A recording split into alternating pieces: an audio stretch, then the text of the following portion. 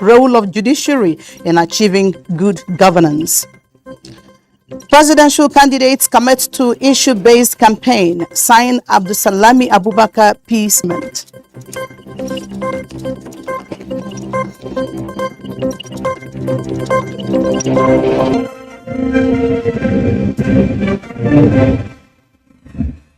President Muhammadu Buhari says for Nigeria to effectively embrace sustainable development, institutions such as the legal profession must remain deeply committed towards promoting good governance. Speaking at the inauguration of the magnificent body of benches complex in Abuja, the president maintains that it is only when justice thrives that a society is assured of development. State House correspondent Adamu Sambo has the details.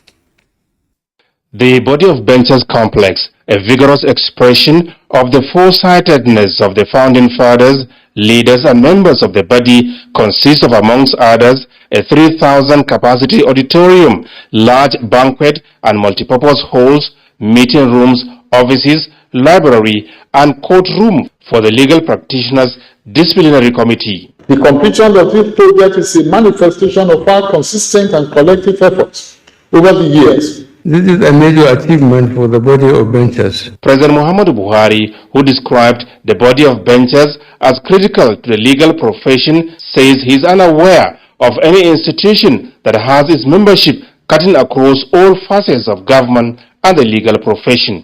Efforts by a body like this, with over 5 decades of proven track record, to keep the wheel of justice turning effectively in providing solid foundation for upholding the rule of law are commendable. Adherence to the rule of law, the president maintains, is critical to the progress of any society, and his administration has not reneged on his commitment to this ideal.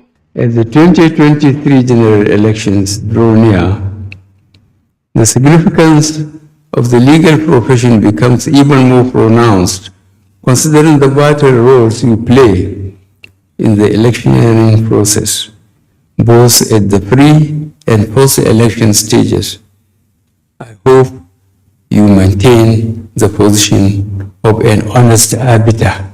On the welfare of judicial officers, President Buhari says he is not unaware of the passion and commitment of the body of benches in championing that cause, saying his administration is also committed towards this ideal. I have been intimated of the engagement of consultants by the body to, among the other things, come up with a fair review of the condition of service of judicial officers in Nigeria with other countries and jurisdictions within and outside Africa. I earnestly look forward to the completion of this fair review and the submission of recommendation, as this will assist us to review the welfare packages. Acting Chief Justice of Nigeria, Justice Olukayode Ariola, described the realization of the body of benches complex as a boost to the entire legal profession in Nigeria. The challenges faced in time past in securing a befitting venue for the call to bar ceremonies will become a thing of the past. Our expectation, therefore, is very high that these gigantic headwinds will be put to good use. As legal practitioners, we must also realize that our practice as advocates and solicitors bear great impact on our nation and must therefore strive for the best always to sustain the legacies of the past while charting an assured future. We cannot afford to lower the bar in terms of good character and sound learning if we must retain public confidence. The body of benches, composed of legal practitioners of highest distinction, is responsible for the call to bar of persons seeking to become lawyers, as well as ensuring highest standard of discipline within the legal profession. In Abuja, Adamu Sambo, NTA News. And towards marking Nigeria at 62, unity, equity, and opportunity, these are some of the words that resonate as the nation looks at the role of the elite in nation building. This was at the Nigeria at 62 Independence Anniversary Lecture with the topic, the Elite and National Unity, organized by the Office of the Secretary to the Government of the Federation and Inter-Ministerial Committee of the Independence Celebration. State House Correspondent Jido Nifade. What is the lot of the elite? When the elite fails to make the sacrifices that a nation requires to stay united and to believe in their nation enough not to destroy it. So it's our responsibility. It's our responsibility as the elite. Not because we are nice people, not because we are men and women of great faith, no, but because in order to preserve even our own privileges, to preserve this society, to preserve this nation, we must make those sacrifices. It was strengthening the civil service of the Federation. Over 1,600 officers whose letters of employment are either fake or illegal have been detected, with 874 officers suspended from the IPPIS platform for not updating their records, and 3,657 did not present themselves for the exercise. Head of the Civil Service of the Federation, Folashade Yemieson, informed members of the House of Representatives Committee on Public Service Matters, who were on an oversight visit for monitoring the 2021 and 2022 budget performance of the Office of the Head of the Civil Service of the Federation. Hamman Jabani reports. In a move to make the Nigerian civil service one of the best in the world, the Office of the Head of Civil Service of the Federation introduced and implemented the Human Resources Component Module of the Integrated Personnel and Payroll Information System, which has assisted in bridging the gap created by the implementation of the IPPIS project, detected as well as correcting the fraudulent cases pertaining to personal records of civil servants. This among many other reasons. So members of the House of Representatives Committee on Public Service Matters, led by its chairman, Sani Bala, commending the head of civil service and her team for the effort at raising the bar of the service. Nigerian civil service government processes should be completely digitalized to reduce corruption, enhance transparency, accountability, and a more efficient civil service of government. We as Resources Component Module of the Integrated Personnel and Payroll System, IPPIS, has sanitized the system, and that several welfare packages were introduced, while Performance Management System, PMS, is replacing the present APA system in 2023 for better service delivery and productivity in the service. We've been able to enroll all and verify all core civil servants on the HR module of the IPPIS, and we can give you every day now the number of verified officers, core civil servants. And while we were doing that, we also were able to detect about 1,618 officers whose letters of employment were either fake or illegal. She said the reward and recognition scheme and the provision of group life assurance for federal government employees has also been introduced. Hamman Jabani, NTA News. And on the global scene, UNESCO meeting in Mexico commences with focus on threats to cultural heritage. Kenya flags off temperature checks at the Uganda-Kenya border to stop Ebola spread. Obiageli Ugoke has details of these and more stories. Representatives of 160 UNESCO member states are participating in a 3-day World Conference on Cultural Policies and Sustainable Development in Mexico City. Unequal access to new technologies, illicit trafficking, and other threats to cultural heritage are among the issues on the agenda for international culture ministers. UNESCO Director General Audra Zule says the conference aims to ensure culture is included in international discussions through traditional and indigenous knowledge systems. The final declaration will be adopted on Friday. Talking health, an outbreak of Ebola in Uganda has prompted health authorities in Kenya to heighten surveillance to prevent the virus from spreading across the border. Travelers from the Democratic Republic of Congo, Burundi, South Sudan, and Uganda must now undergo screening before entering Kenya. The screening includes measuring body temperatures, with those who have a high temperature being directed to a holding center at the border. Health officials say so far the spread appears to be contained and isolated within Uganda, where more than 30 people have been infected. On politics, Lebanese lawmakers met Thursday to elect a new president amid deep division over a replacement for Michel Aoun, whose term expires at the end of October.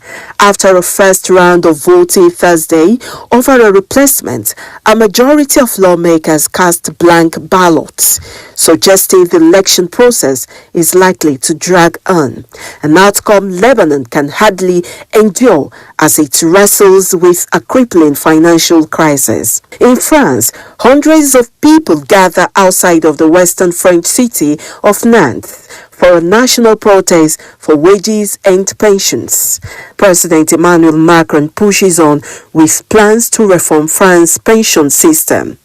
His government is expected to draft legislation by Christmas. Obiageli Ugoke, NTA News. Talking legal matters now, the Supreme Court has dismissed the appeal challenging the candidacy of Ademola Adeleke as the standard bearer of the People's Democratic Party in the July 16, 2022 governorship election in Osun State.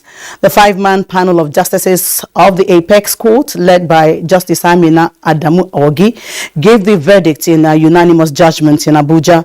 The appeal filed by Dotu Babayemi, a contender in the PDP governorship primary in Osun, was dismissed for being filed out of time. Having filed the appeal out of time robbed the Apex Court of jurisdiction.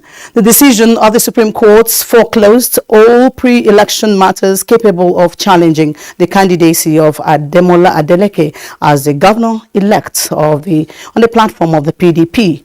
Meanwhile, the Supreme Court has reserved judgment in the appeal on the authentic Congress of the PDP in Edo State till Friday, the 30th September 2022. President of the Senate, Ahmed Lawan, said he will not appeal the judgment delivered on Wednesday by the Federal High Court, Damaturu in Yobe, on the Yobe North Senatorial District elections. In a statement he personally signed, Senator Lawan said he has accepted the judgment of the court which disqualified his candidature and participation in the elections. He said after due consultations with his political associates, supporters, and well-wishers, he has decided not to appeal against the judgment. He assured Nigerians that he will continue to serve the nation in his personal and any other capacity at all times. Watching the news on NTA International, more reports when we return.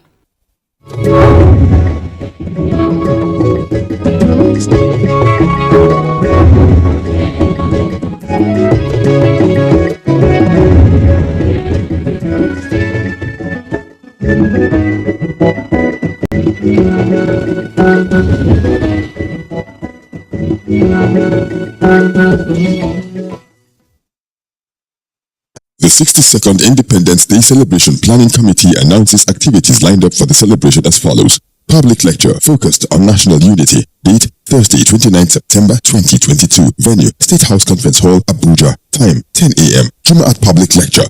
Date Friday, 30th September 2022. Venue National Mosque, Central Business District, Abuja. Time 10 a.m. Special Jumu'at Prayers. Venue National Mosque, Central Business District, Abuja. Time 1 p.m.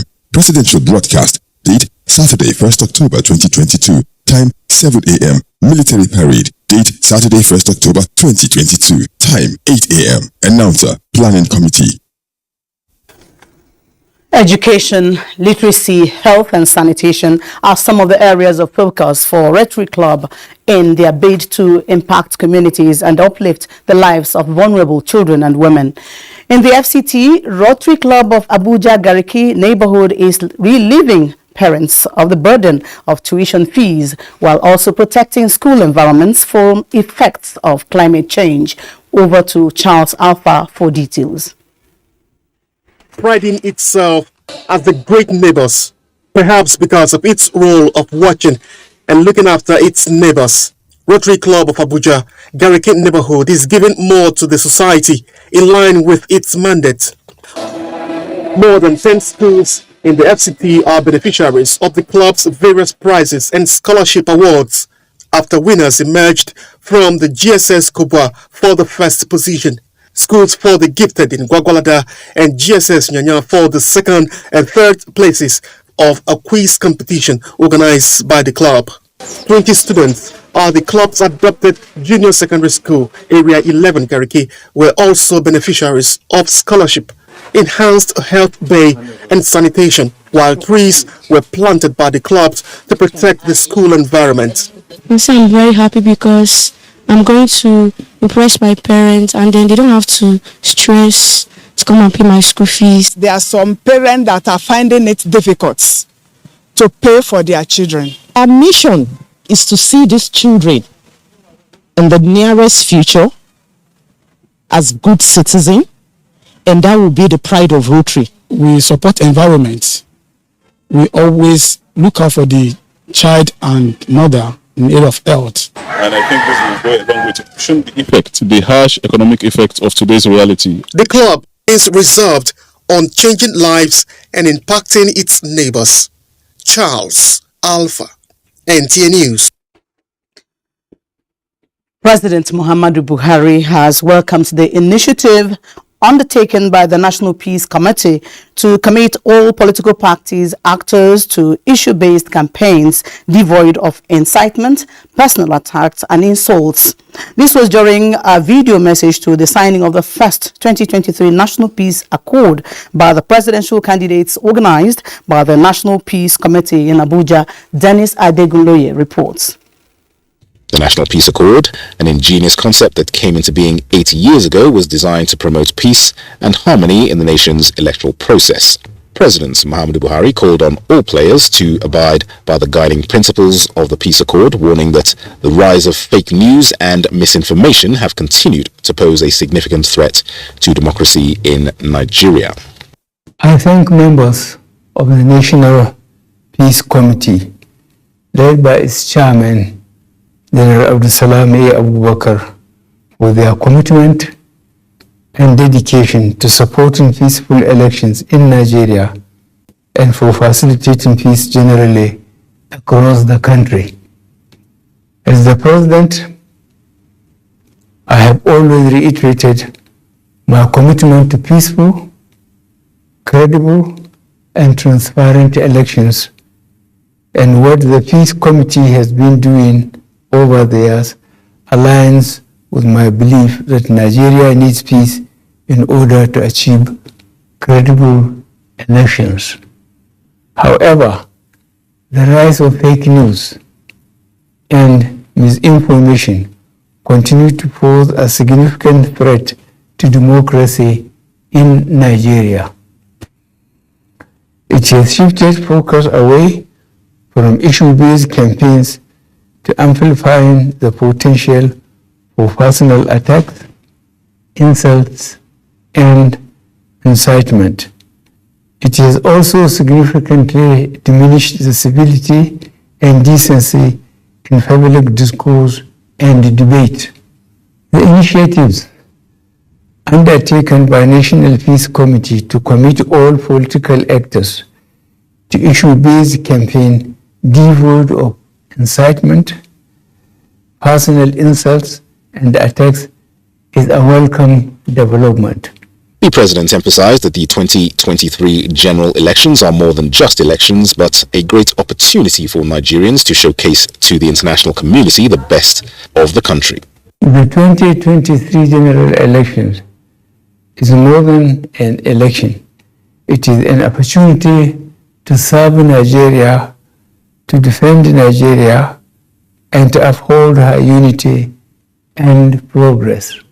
Therefore, I call on all Nigerians, political parties, politicians, security agencies, the Independent National Electoral Commission, and all stakeholders to ensure that Nigeria is placed first above regional and sectional claims. Chairman of the Electoral Umpire, Professor Mahmoud Yakubu, called on all players to abide by provisions of the Electoral Act 2022, saying the objectives of the peace accord must be jealously guarded.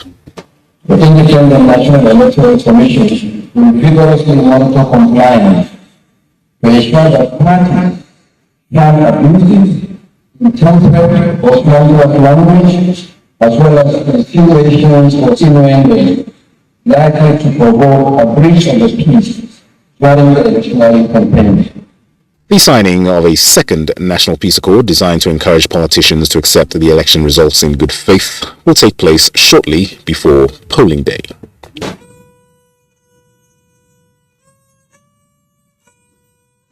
In Abuja, Dennis Adegunloye, NTA News. Also, all critical stakeholders in Nigeria's 2023 electoral processes have been tasked to conduct themselves in a manner that will not only guarantee the desired success, but also a smooth transition from one democratically elected government to another. President Muhammadu Buhari threw the challenge while engaging members of the National Peace Committee on efforts towards protecting and sustaining the nation's democratic enterprise. State House correspondent Adamu Sambo reports.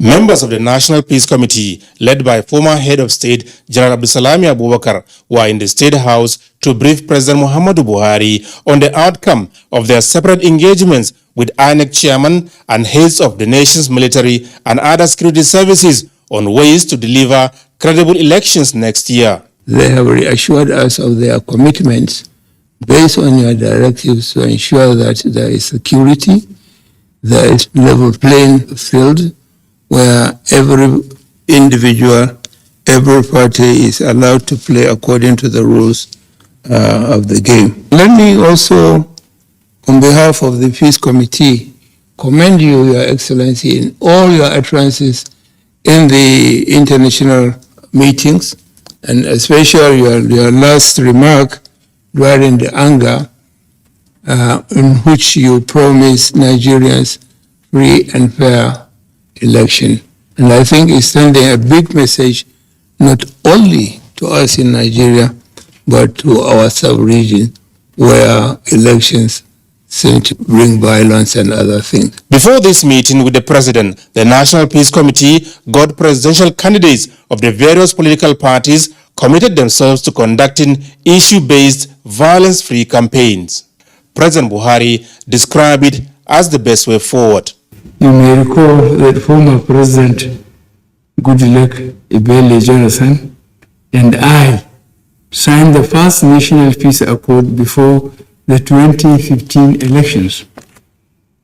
It is my conviction that it contributed significantly to the peaceful outcome of the 2015 election. It is my hope that the National Peace Committee continues this important work post-2023. Credible, free, and fair elections, the President emphasized, can only be achieved in a peaceful environment. The signing of the Electoral Act 2021 as amended with landmark provisions underline my resolve for transparent and all-inclusive electoral processes. It is my expectation that all the signatories to the Peace Accord and their supporters will abide by its content and spirit. During the meeting, new members of the National Peace Committee were introduced to President Muhammadu Buhari. From the State House, Adamu Sambu, NTA News. And away from fine-tuning politics and electioneering, the more human traffickers modify their tactics, the better the National Agency for the Prohibition of Trafficking in Persons and relevant law enforcement agencies are moving ahead technologically. This came up at the launch of Amber Alert that will assist in the fight against child abuse in Nigeria. Adebola Brookslyn reports. When a child is missing, time is of the essence. The need for timeliness is the reason Meta, owner of Facebook and Instagram, partners the National Agency for the Prohibition of Trafficking in Persons, NAPTIP, to increase the chances of finding missing children by increasing the number of people on the lookouts through a special broadcast package, Amber Alerts. Harnessing the technology to be able to communicate and disseminate information faster provides us with a solution for such problems. Our system is worked to complement the incredible work that has already been done here for so many years by police, NGOs, child safety organizations, and anybody else who cares about children. Director General of NAPTIP, Dr. Fatima Waziri Aziz said the agency has recovered 13 abducted children and 12 of them have been reunited with their parents, and the collaboration will help fast-track the tracking of missing children. If COVID has taught us anything, it is the reinforcement of the need for digital channel of communication. And this reinforcement has led to a massive digital transformation. And re-strategizing our modus operandi is something that we must do if we must scale our output.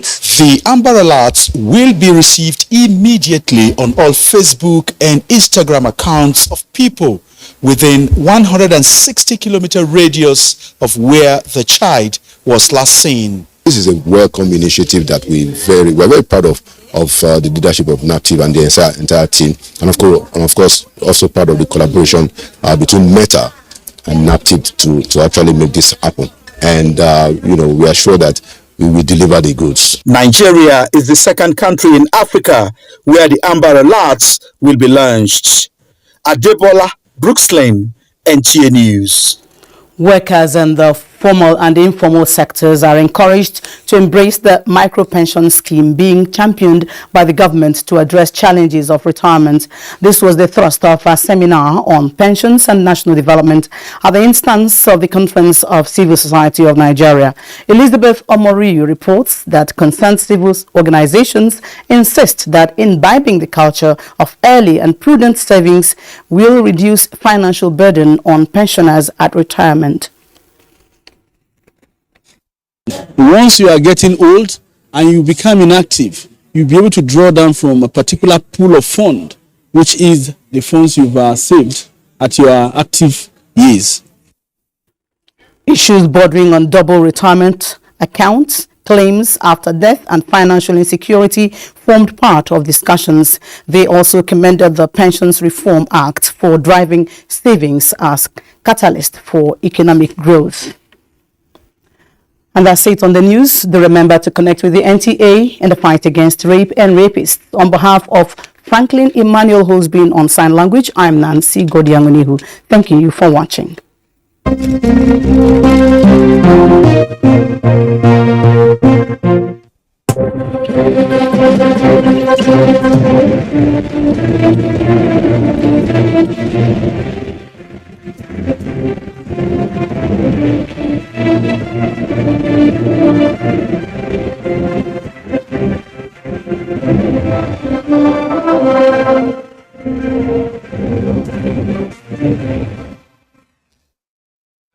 7 days a week.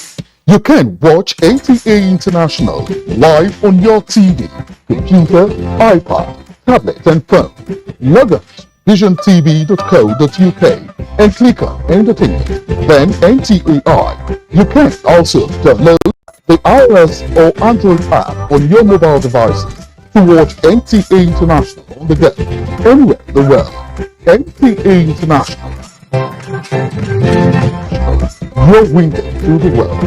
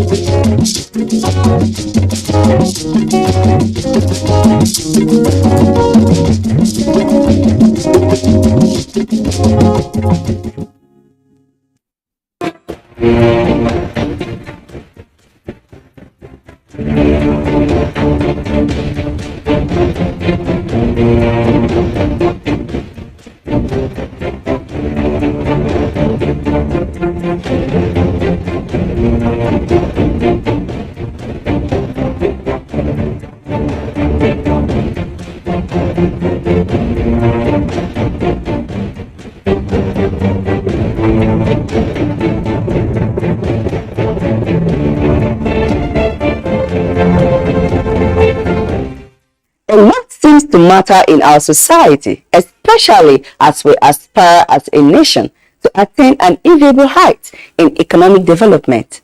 As a matter of fact, all segments of the society must be carried along if this must be achieved. Welcome to another intriguing edition of What Matters on NTA International. Today's edition takes a look at girl-child education in our society. What are the challenges bedeviling girl-child education? And has there been any improvement to better the destiny of the girl child? My name is Nneka Michael, and you're welcome.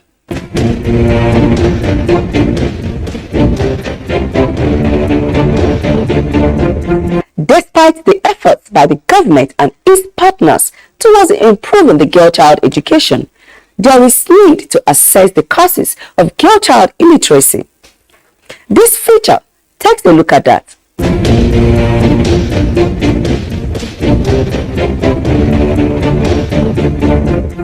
Education is a form of development that revives a nation. Therefore, when the citizens are educated, the nation moves faster on the pedestal ladder of development. Nigeria is a signatory to several international conventions on child education and equality. This she hopes to partner with other agencies, especially international organizations, to remedy the increase in girl-child school dropout in the country. In 2014, the United Nations Children Education Fund reported that about 10.5 million children in Nigeria were out of school. Approximately 60% of this figure were girls who could not be educated due to one form of challenge or another. What actually are the reasons for girl-child school dropout? Ignorance. Remember, ignorance is that somebody doesn't know the value of education. We have some culture that might be thinking that educating a girl child, they're just wasting their money. After all, at the end of the day, they will go to the husband's house. Unknown to them that educating one girl child is almost educating the whole nation. Because breeding and winning of a child from the birth to the age of 18, they are almost in the custody of the mother. Other factors have also been identified to be responsible for girl-child school dropouts. In some places, because of the demand of the family, you understand, they now engage the girl child, to go for hockey. You understand? Because of the poverty level. Because some of them also, that hockey they do, some of them even went to the extent of making money so that they were able to use the money during their marriage period. Religious misconceptions. Some religions feel that if you keep a girl child at home at a particular age without giving out for marriage, maybe it's against the ethic of that culture. And nowhere in any religion that forbids a girl to acquire education to a particular level. Some parents, they don't have money to send them to school. While some don't even know the importance of education. Everyone again, because of all this strike, you know, it's the primary schools on strike, secondary schools on strike, university on strike. The tendency is that those girls, they move around. You understand? So it can also, it's an effect, or cause the wives of girls are not going to school. Taking a look at the scenario of an illiterate mother who can neither write nor read, her lack of communicative and cognitive skills will impact negatively on her children and family, unlike a mother who has gone through formal education. A well-educated woman, a well-educated lady will be able to advise and guide her child towards moral conduct. No mother will want to see her child misbehave on the street. But if such a mother is not well educated, she wouldn't mind how the child behaves. But an educated child wants to tailor onward to ensure that he is becoming useful to himself and useful to the community, useful to the country at large. Efforts at educating the girl child has since taken the front burner of government policies, even at a time when there is huge demand for domestic servants by many families. So the girls, they use them as housemates. So instead of sending them to school, you understand? They use them as housemates. Like in Abuja city, most especially, you discover that even our schools, most especially the one in the city, you discover that it's only some of the privileged ones that go to school. I'm talking of the privileged, some of the privileged people that hire them, that send them to school. Some of them, they leave them as housemates. So you promise their parents that when they come to the city, they're going to put them in school. So before you know finish, by the time they start working, you just forget. That's how some of the causes have in society. In 2004, Nigeria demonstrated her commitment to education by enacting into law the Universal Basic Education (UBE). Recently, this effort has been boosted with numerous government programs such as school feeding programs, provision of school infrastructure, among others. These programs, no doubt, have dwarfed the once high rate of out-of-school children, especially the girl child. If these efforts are sustained, in no distant time, girl child school dropout will be a thing of the past.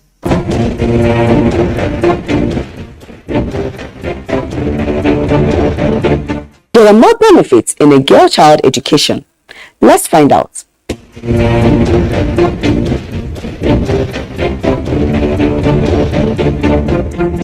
According to Nelson Mandela, education is the most powerful weapon which you can use to change the world. Its benefits cut across every facet of human endeavor. To those who understand it, education is a passport to the future. The Millennium Development Goals 2 and 3 promoted universal primary education and gender equity globally. And these approaches are to ensure that more children, both boys and girls, received basic primary schooling by the year 2015. Projecting these dreams further, in 2015, the Sustainable Development Goals were launched with a view to improve human lives through planned efforts among member nations of the global body. The SDGs 4 and 5 ensure that all girls and boys complete free primary and secondary schooling by 2030 and eradicate age-long educational disparity between both gender in our society. For Mrs. Safia Bakare, girl child education has been her utmost priority in life. She also sees larger benefits when a girl child is educated. Educating a girl child is like educating a nation, at least. So if you educate a female child, you have educated the whole nation myself. So that is what informed me to educate my own children. Like assisting the poor people, assisting my parents, my old parents that have not gone to school. Now I'm a useful thing to them now. Then even my first daughter now, she's a medical doctor. So from the beginning, I've started seeing the benefit from her. Now she has started assisting the family. It was really okay seeing my mom. So I wanted to also be like her. Then the encouragement I got from them was like more than enough. The education of the girl child has been a discourse that has dominated public fora with array of challenges militating against it. I cannot allow my own children to just marry early. It's even better when they are in the process of the learning in the university, then they have gotten a man, maybe at least that man Kuma has promised that yes, they are going to continue their education. Like me, my husband married me when I just finished my secondary school. But when my parents now said that if you want to marry her, you have to educate her, and he agreed. So it's based on promise. He agreed. A case where a girl child is married out with a promise to be trained in school, and later the husband reneged on his promise. What becomes the fate of that woman? It depends on the girl, what she wanted. Maybe if she wants to continue with her marriage, then she should continue and be patient and then look for something to be doing. At least, it depends. Individual in difference. So if she wants to do away with the marriage talk, if she wants to continue with the marriage, let her continue with the marriage, because now there is nothing she can do. She has already entered now. She has committed herself. The benefits of girl-child education cannot be overemphasized in the family and society. The girl child from home to birth and the society as a whole, she will try to see that in everything she do it in the right way. And because of the exposure to the education, it will give her that power, that courage to do anything she wants to do. And whoever she is trying to inculcate knowledge into, she tries to give him the best. Living in a global world where human activities are interconnected and where actions outside one's domain affect almost everything at home, it will take the ability of an educated wife to manage the affairs at home against having a failed home. If you are educated, you know how to take care of your family. Talk of the children.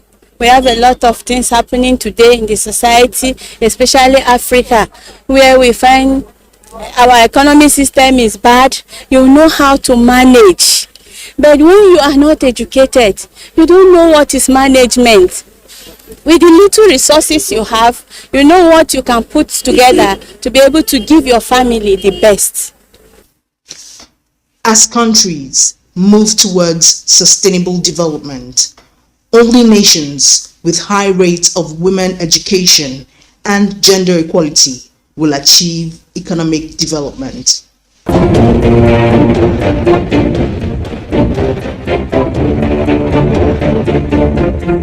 These benefits are numerous. Even in our society, many women have trailed blaze in their field of career beyond the expectation of the men.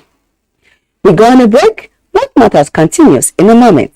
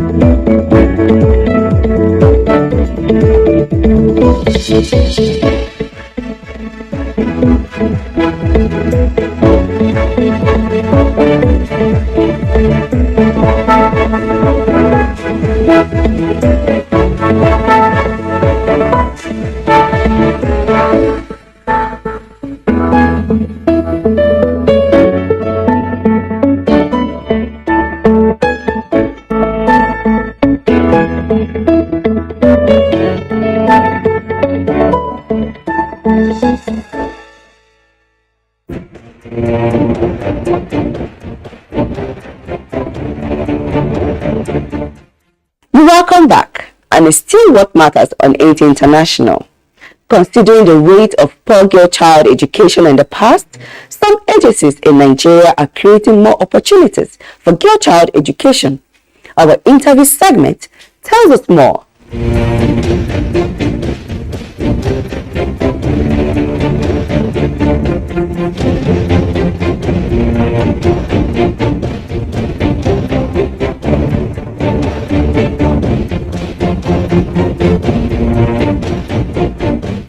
The girl child education is as relevant as the male child education. Of course, you know, as human beings, we are created by Almighty God as men and women, and we are equally important. You cannot say a man is more important than a woman, or a woman is more important than a man. And of course, this saying, if you educate a man, you are educating an individual. But if you educate a woman, you are educating the society. Because all of us, we start from our mothers. Of course, we are being born by our parents, but definitely the mother, as small children, we are more close to our parents, to our mother than the father. You understand that? So to me, educating a female is just like we are educating a whole society. I'm not saying the education of men is not equally important. So the way you educate a man, you should equally educate a female. It is equally important. Any society that let one of the arms, either men or women, without education, of course, 50% of the community or 50% of the people are actually being left out.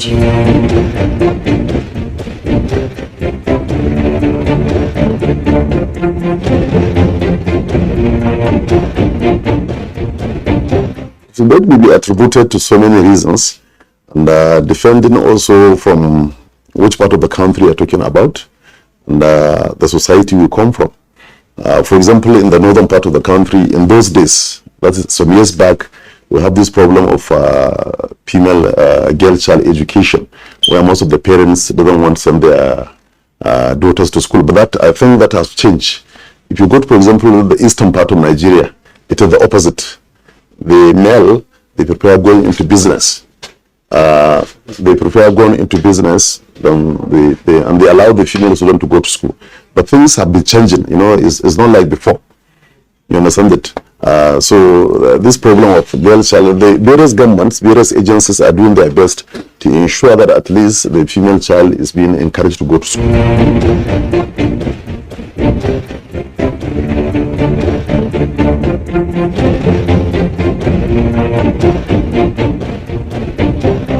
So in FCT, Universal Basic Education Board, we are doing our best to encourage the enrollment of a girl child in our various schools. And locally, we are happy the Universal Basic Education Commission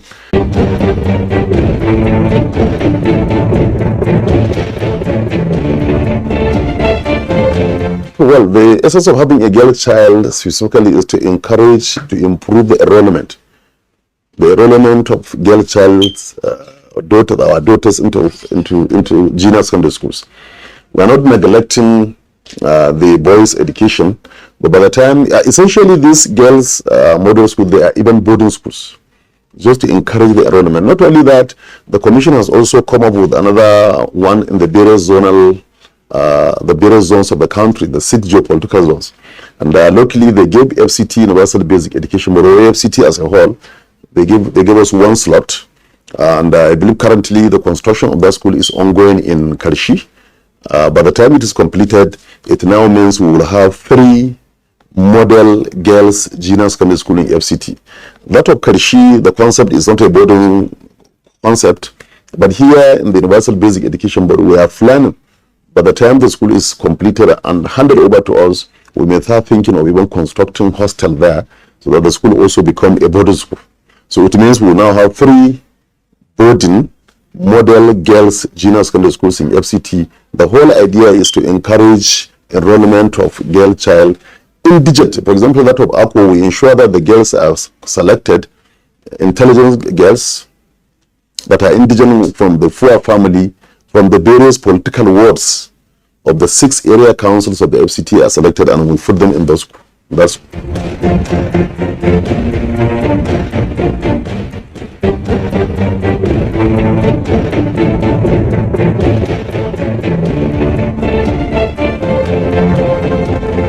the schools, before they take off, they have the minimum infrastructure: classes, hostel, accommodation for the girls, a dining hall, even staff quarters. For example, in Akko, currently we are even increasing the number of staff quarters because we want even the teachers to be resided, to be staying within the school.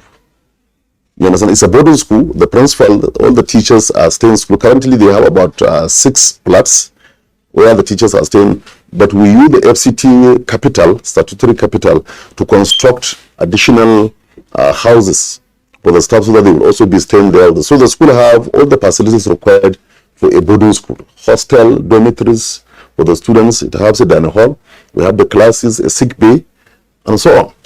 And we are also currently providing the school with the solar panels. We have installed about 20 of them in the various locations within the school, so at least to provide more lighting, especially in the night, in case there is power outage from the national grid. And we are also planning to have more hostel facilities, more classes, so that the enrollment can increase. Currently, the school have about 300 students right now, but under the NJS3, the first set are in JS3. So we believe by the time the students start graduating, probably based on the performance of the students, there may likely be demand for admission slots into the school. We have 169 junior secondary schools in FCT. That one is the only one that is boarded and is for girls. So we believe by the time they start graduating, and parents now realize the performance of the student is good, when they move to senior secondary school, to the university, we believed people will like their children to go to that school. So we are providing more classes, more hostel, so that probably you double the number of enrollment. If you have GS 1A, 1B, if you have additional facilities, you may end up having 1A, 1B, 1C, 1D, 1E, increasing the arms, so that at least you have more space for people to enroll their daughters into that school.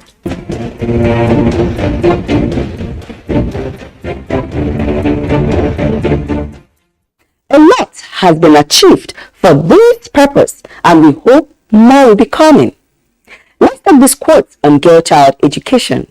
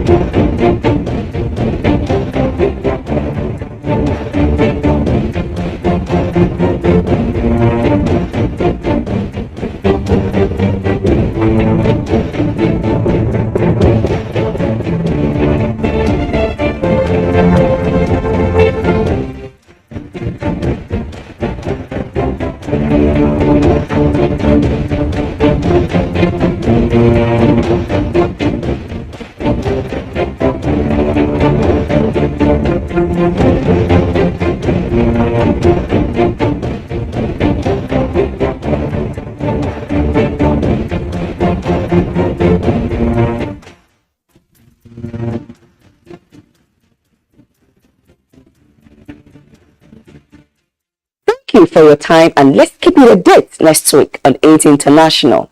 Don't forget, you can also contribute in improving girl child education as an individual. Bye for now.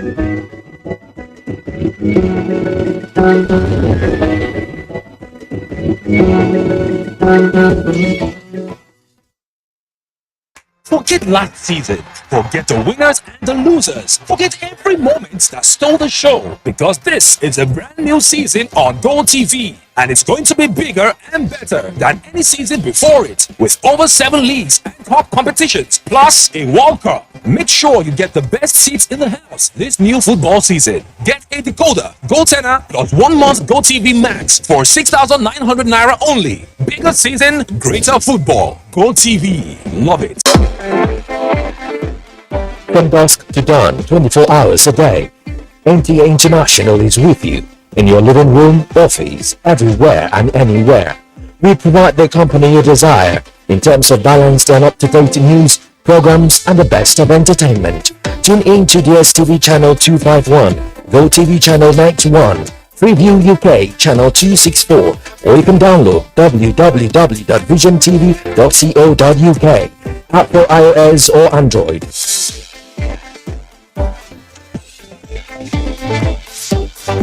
You can also see us on Facebook and YouTube for quality content on the go. NTA International, Africa's window to the world. Our pastors, our imams, in every church, in every mosque, please realize that in the course of praying for peaceful and transparent elections, we all have duties beyond prayers. If we want a stable society before, during, and after the elections, what should you be saying to those that worship with you? All Sundays and all Fridays, you are saddled with the responsibility of bringing up good generations. It is therefore your duty to both man and God to ensure peace all the time, no matter about elections alone. People talk to people and people listen. Talk to your followers. Make them listen to ensure peaceful 2023 elections. This message from the National Orientation Agency. 24 hours a day, 7 days a week. You can watch NTA International live on your TV, computer, iPad, tablet and phone. Log on to visiontv.co.uk and click on Entertainment, then NTAI. You can also download the iOS or Android app on your mobile devices to watch NTA International on the go, anywhere in the world. NTA International, your window to the world.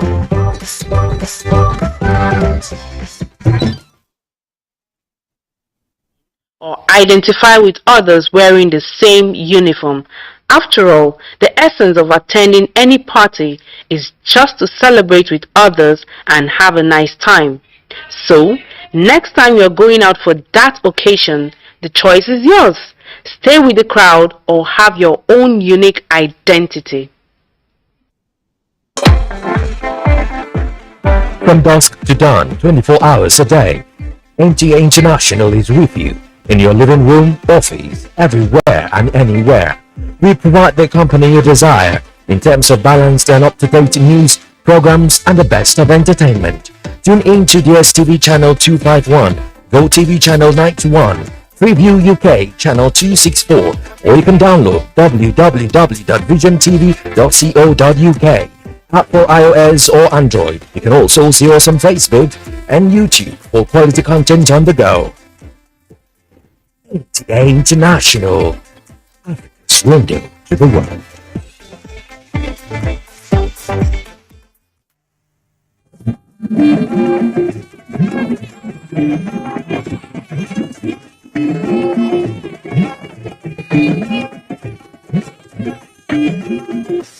This is the network service of the NTA. Oh yes! People have been winning, and you too can be a millionaire in the Dangote Bag of Goodies Season 3 promo.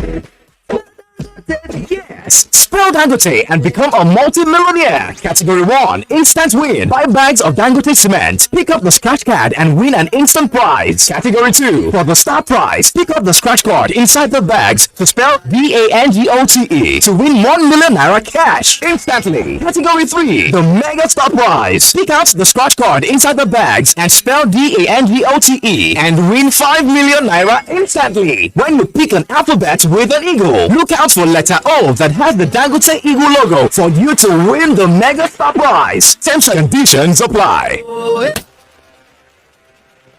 Salah, Firmino dropping the shoulder. That's a lovely ball over the top and a brilliant finish.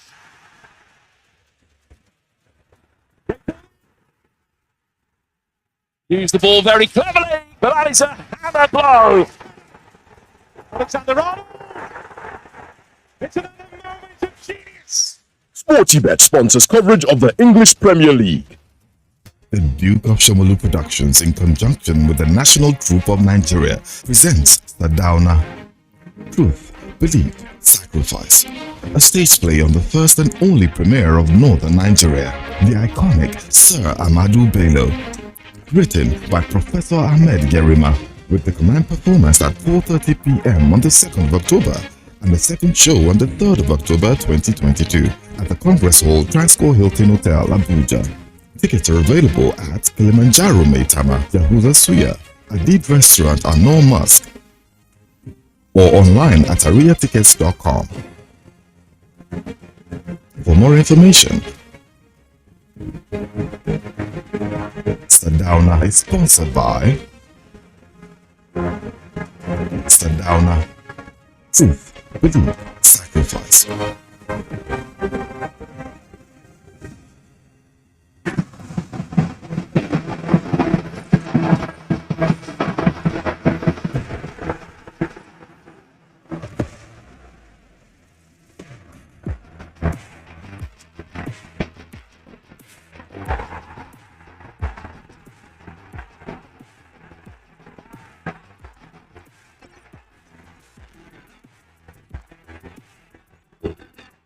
Sportybet sponsors coverage of the Italian Serie A.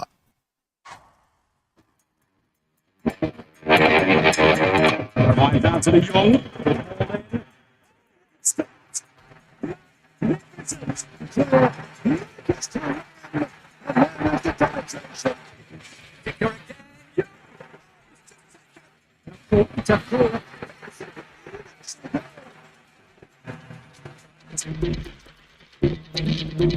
Sportybet sponsors coverage of the German Bundesliga. Forget last season. Forget the winners and the losers. Forget every moment that stole the show, because this is a brand new season on Go TV, and it's going to be bigger and better than any season before it, with over 7 leagues and cup competitions, plus a World Cup. Make sure you get the best seats in the house this new football season. Get a decoder, Go Tenor, plus 1 month Go TV Max for 6,900 Naira only. Bigger season, greater football. Go TV. Love it. A new edition of TV Guide is out, featuring an impeccable personality with purposeful leadership. Alhaji Mohammed Mitakobi, the Executive National President of Road Transport Employers Association of Nigeria. In 774 local governments, will be able to put all our structures in everywhere. I'll be able to bring the retainers members together, reconcile them to come and work for the progress of the association. Welcome to a world of fun and excitement, as we also present an assemblage of professionals in the media space. Some compelling NTA programs, current trends in the fashion world, ICT, sports, entertainment, and lots more. Get a copy at the vendor near you or any NTA station nationwide. TV Guide, your indispensable companion.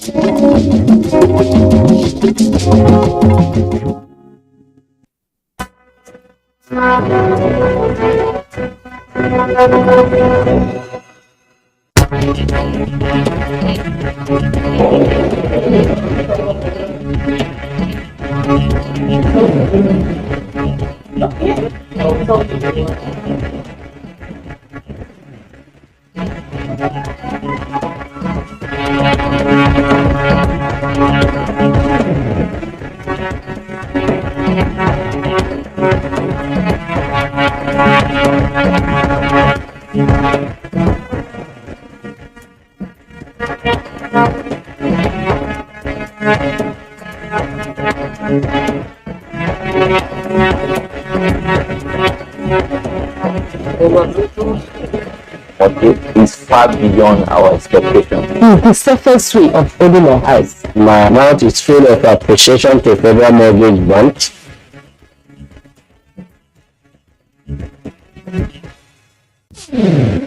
When the Federal Mortgage Bank of Nigeria began the Cooperative Housing Development Scheme, it stood out because it not only afforded more people the privilege to own homes collectively, but it also provided ready off-takers for the houses.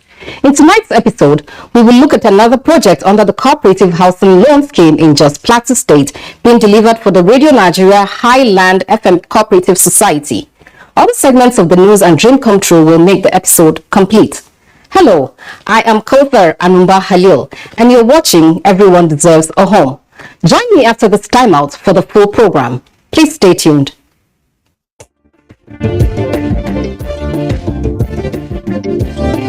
I am Mabu Haman, the Managing Director and Chief Executive Officer of the Federal Mortgage Bank of Nigeria.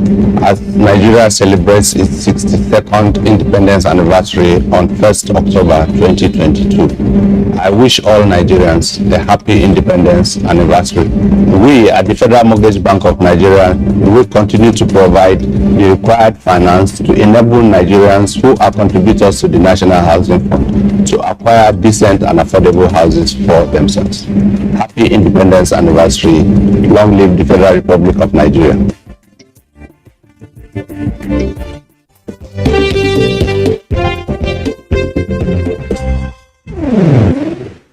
To begin the episode, we shall see highlights of major events that happened at the Federal Mortgage Bank of Nigeria. In the news, FMBN management team visits funded sites within Abuja, and Abuja Area Council calls for partnership for housing delivery. Details coming up shortly. Please stay tuned.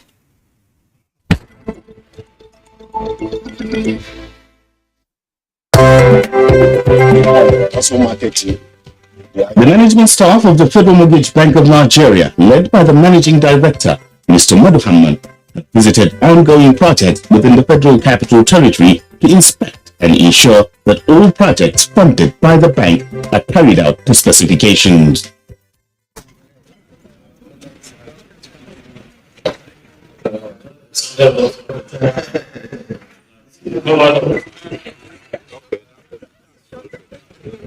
We are going around all the FMBN funded estates in Abuja area to make sure that all the estates are going, the constructions are going according to plan, and the qualities that were specified in the various plans are also being fulfilled.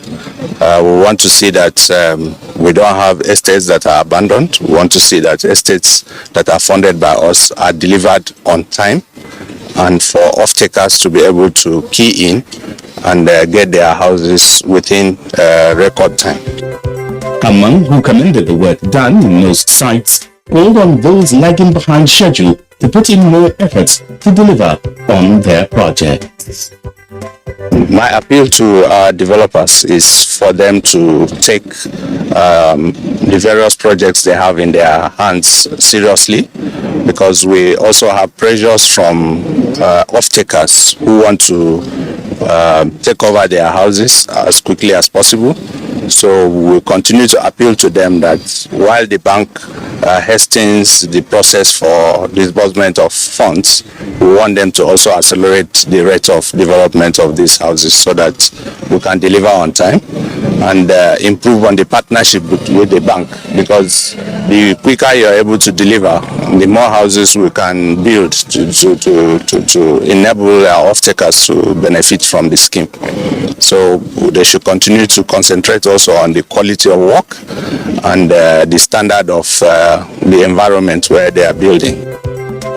Some of the sites visited included Woodhill Estate, Kuje, Kama Integrated Services Airport Road, Luxia Housing Project, Live Camp.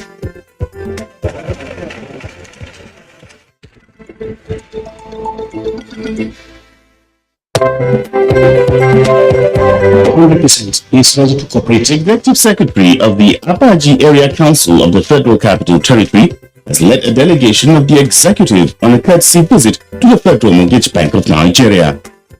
The purpose is to seek collaboration in the area of housing for staff of the council as well as residents of Abuja Area Council. Receiving them on behalf of the Managing Director of the bank, Executive Director, Business Development and Portfolio Management, Kingsley Chukuma, assured them of the bank's willingness to partner with the council in housing delivery, urging them to ensure that contributions are ongoing. By the time you are ready and they are ready to do something to the land, we are always here. We are ready to cooperate and give you all our support. And we also wanted to make sure the contributions are ongoing as well, and so that when the time comes, we don't have issues packaging the off-takers. Group heads present highlighted the various ways the council can benefit from the National Housing Fund scheme. We have various products that your organization could benefit. We have the Cooperative Housing Development Loan. This is one of the loans that a lot of organizations put in their request to the bank so that their members could enjoy the facility.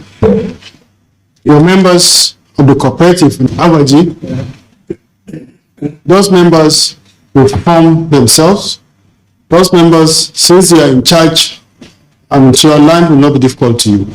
But you have to get a good title that will extend up to the ministry, that's up to the FCDA, not only area council. Because getting confirmation when we go for title, you know the challenges we are having with that.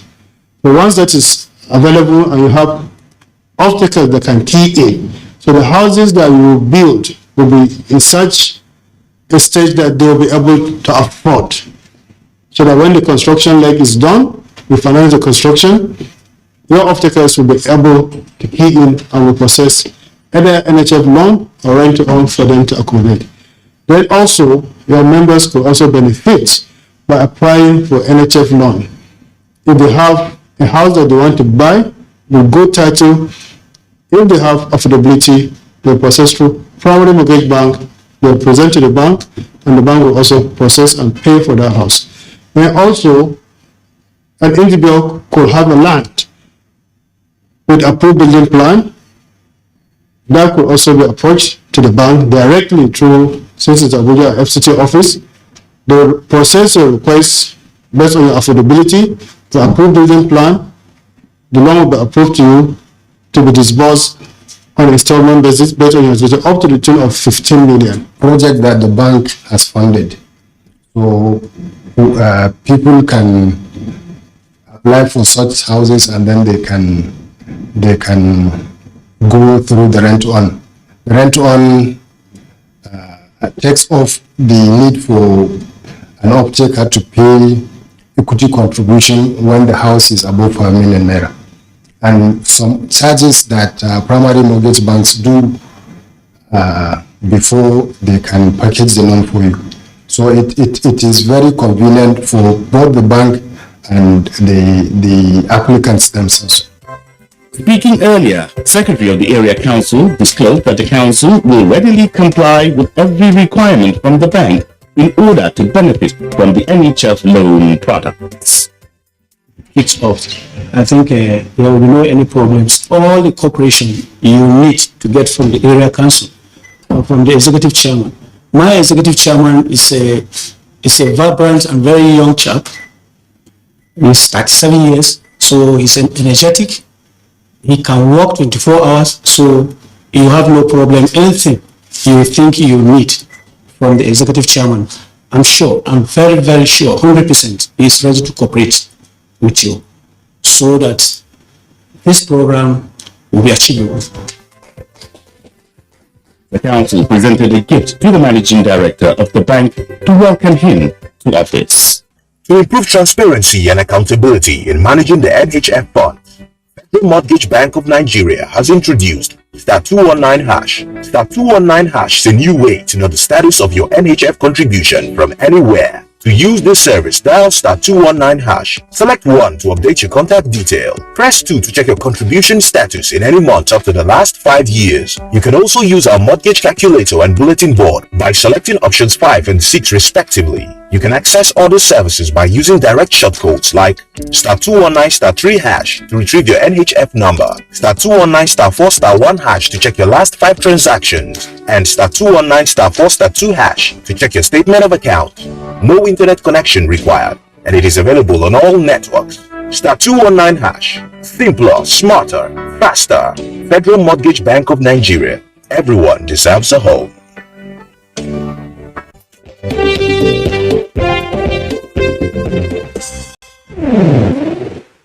If you're just joining us, you're watching Everyone Deserves a Home. Many cooperatives are realizing the potential of the National Housing Fund scheme as a vehicle for home ownership.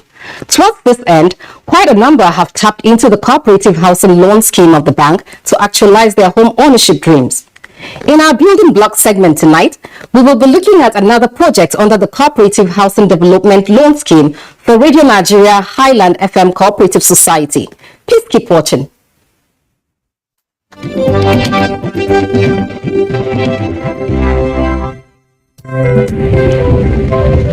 The staff of Radio Nigeria Highland FM have an active cooperative society with a parcel of land already acquired by the cooperative in Diri Shen district of Jos South local government area. The cooperative society contacted the Federal Mortgage Bank of Nigeria for a housing loan to build 66 housing units. The project is being developed by 247i Builders Global Limited. Our collaboration with FMBN has actually been a very interesting one because FMBN came up with this creative idea of having the exit in mind. And when I mean exit in mind, they don't just want you to build, they want you to build, and of course you have people of taking. So as a result of that, they came up with cooperative development housing loan. Cooperative development housing loan, meaning that okay, you already have cooperative members who are contributors to the scheme and they want to benefit from the scheme. Of course, at the back end, the cooperative supply the land, FMBN supplies the funding, and of course accredit a developer. Good enough, we are an accredited developer for Federal Mortgage Bank, and that's the collaboration between the three of us, the cooperative society, the developer, and FMBN. So our intention is of course to build some housing units, about 66 for Radio Nigeria Island FM, which is to be obtaken by the staff of the cooperative society. Of course, the staff of the cooperative society are contributors to the scheme, and that's what qualifies them to benefit from the scheme.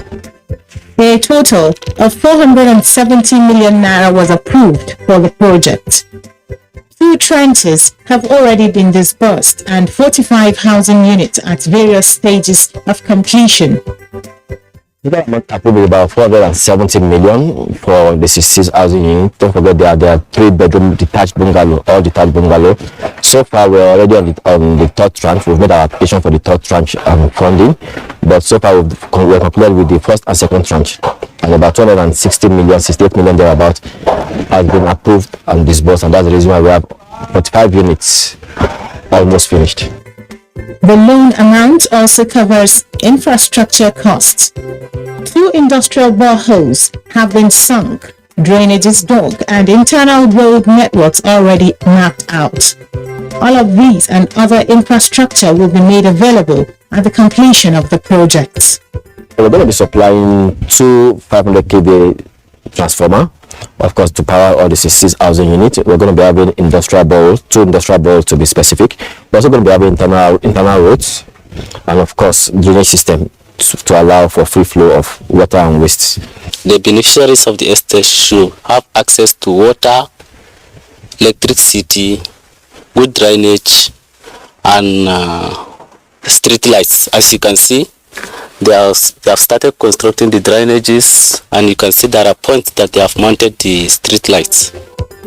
As part of its efforts to create jobs, the developer ensures the use of local content for the project. We use a lot of local content. Local content meaning that we try to get laborers even from within the state. This encourages security of even the developer even on the site. And one of the things that I would love to bring to the table is, as long as you're even doing a single unit, you have a minimum of about 50 people at different level doing the job. So it encourages speed, it encourages assurances that of course the materials are also safe. So we don't joke with the local content for a start. And for most of our materials, that we've got them from both within the state and outside the state, depending on the kind of materials that we want to use. The Federal Mortgage Bank of Nigeria, on its part, visits the site on a weekly basis to make sure that the developer works according to specification. As an engineer for the bank, it's my schedule to come around on weekly basis to come and check the quality of the work and the workmanship rendered on the site. We always come here and make sure that the materials, the strength of the materials used in executing the projects has tallied with the specifications on the POQ of the project. On the part of the developer also, quality delivery is key. The Federal Mortgage Bank, of course, don't joke about the quality of what you're doing, because they send their project monitoring team, even without letting you know. They send project monitoring team to the site to come supervise the site. Of course, they also use the branch offices to also at intervals come to check on the site and be sure of what you're doing. And one of the other things that they do is also the use of consultants. The Federal Mortgage Bank is so intelligent enough to use consultants to also once in a while come to the site, do their own inspection to also send reports. So we don't joke about quality. Upon the completion of the 66 units, the Radio Nigeria Highland FM Cooperative hopes to embark on a similar project to enable other members of the cooperative own houses too.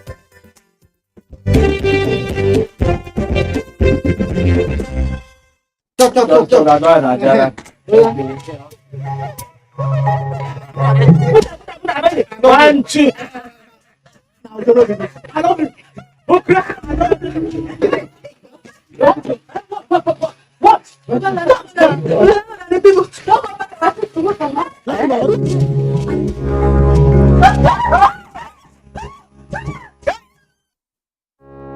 Sorry, comrade.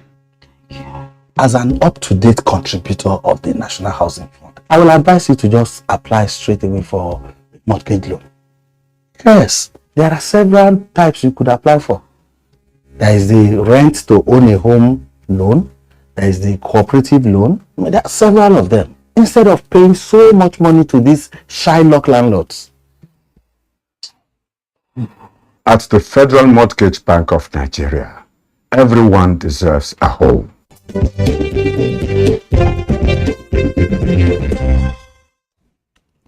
Welcome back.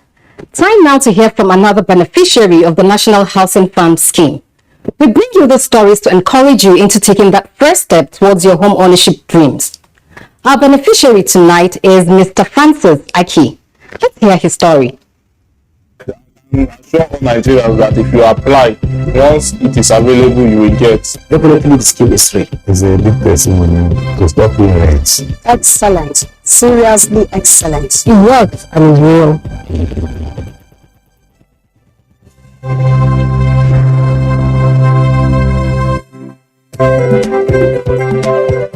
Mr. Francis Aki owns a 3-bedroom bungalow at Hydrophone Estate, Kuje, Abuja. It was at his place of work that he got to know about the scheme. He tells us how it all began. When I joined this organization, I was asked to enroll into this program, and we have been given our monthly contribution. So we come to hear about federal mortgage loans to individuals who are monthly contributors. To contribute after 6 months, we are given the opportunity to apply. And then we went ahead to apply through FHA Mortgage Bank. And after that, they were able to process this loan for us, and these houses are allocated to us. What stood out for him was the transparency of the process. So many people believe that this is a fluke. They believe that it doesn't exist. They believe that Federal Mortgage Bank doesn't give houses to people or give loans to people to acquire houses. It is not true, so long as you are a member. So my message to even private sector practitioners is that they should register with Federal Mortgage Bank and be doing their National Housing Fund contribution on a monthly basis. Okay, and when they do that, after 6 months, you are qualified to apply. He hopes that more people will give the scheme a try. He urges the FNBN to do more to enable more people benefit from the scheme. You know, when I went there initially, people were like, it will take you decades, you won't get anything. But in a very short possible time, I was able to get my letter of allocation, and then the final approval came, and at the end of the day, the house was given to me. So I want to thank him and thank his management team and all the staff of Federal Mortgage Bank for what they are doing for Nigerians. They should keep it up.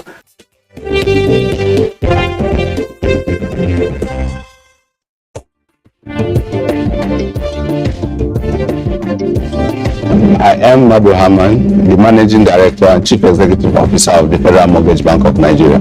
As Nigeria celebrates its 62nd Independence Anniversary on 1st October 2022, I wish all Nigerians a happy Independence Anniversary. We at the Federal Mortgage Bank of Nigeria will continue to provide the required finance to enable Nigerians who are contributors to the National Housing Fund to acquire decent and affordable houses for themselves.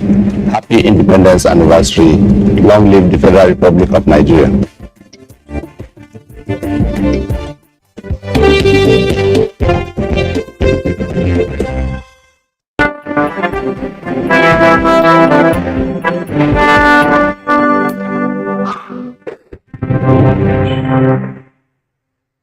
Our question for the week is, can I retrieve my NHF number in the event I lose it? You can go to any of our office and give your details. They will retrieve it for you. But if already you have updated your biodata with their number, with their email, with their mobile number, there is no way you can lose it, because as long as that number exists, they will be sending alert whenever remittance is made into your account. But if you miss that, then you can go to any of our office and they retrieve your NHF number.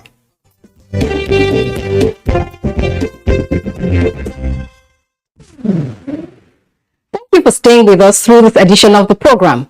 Make a date with us again, same time on this station for another episode of the program.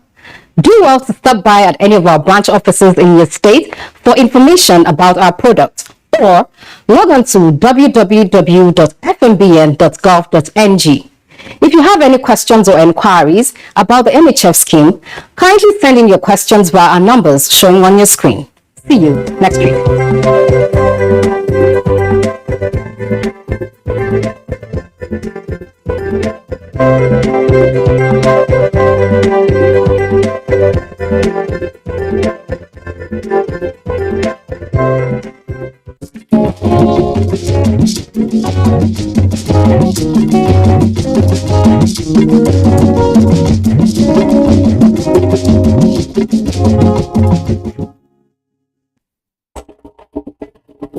To every politician, as the campaigns gain momentum and passions begin to rise, remember, the errors of your opponents do not make you a success. Do not run down your opponent and inflame passions to violence between and among your supporters. What counts is what you plan to do for the electorate and how you intend to relieve the sufferings and bring succor. Nigeria is in dire need of patriotic leaders at all levels, leaders who will make national development their priority. Concentrate on telling the electorate what you intend to do when you get into office. Focus on making your vision clear to the electorate. Don't engage in verbal abuses, fake news or speeches.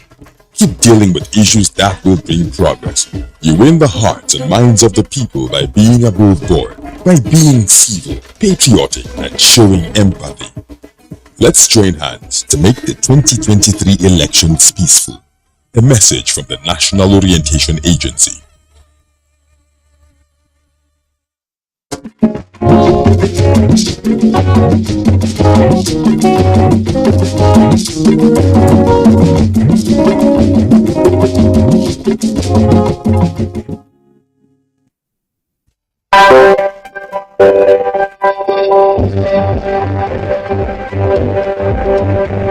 From the National Information Technology Development Agency in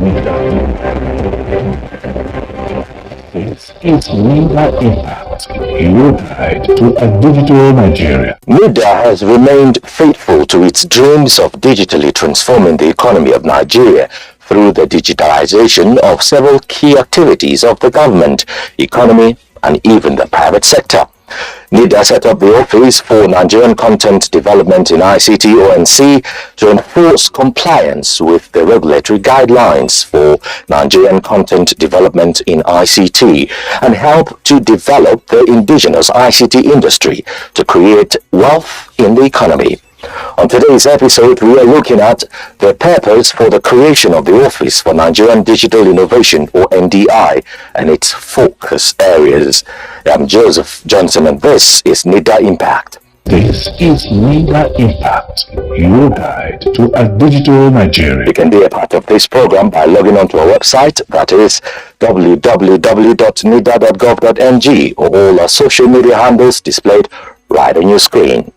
Let's begin with what's making the news headlines this week. NIDA engages key stakeholders in Lagos on rebuilding trust. First cohort of iHatch Incubation program ends as second cohort commences. And 3 winners emerge from ICPC and NIDA Illicit Financial Flows Hackathon. And now the news proper.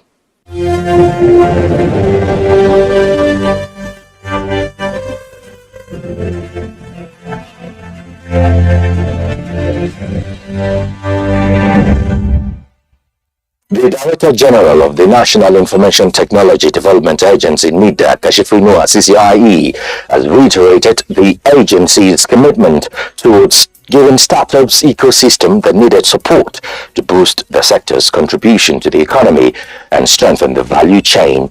He made the pledge during a dinner meeting with some key stakeholders in Lagos.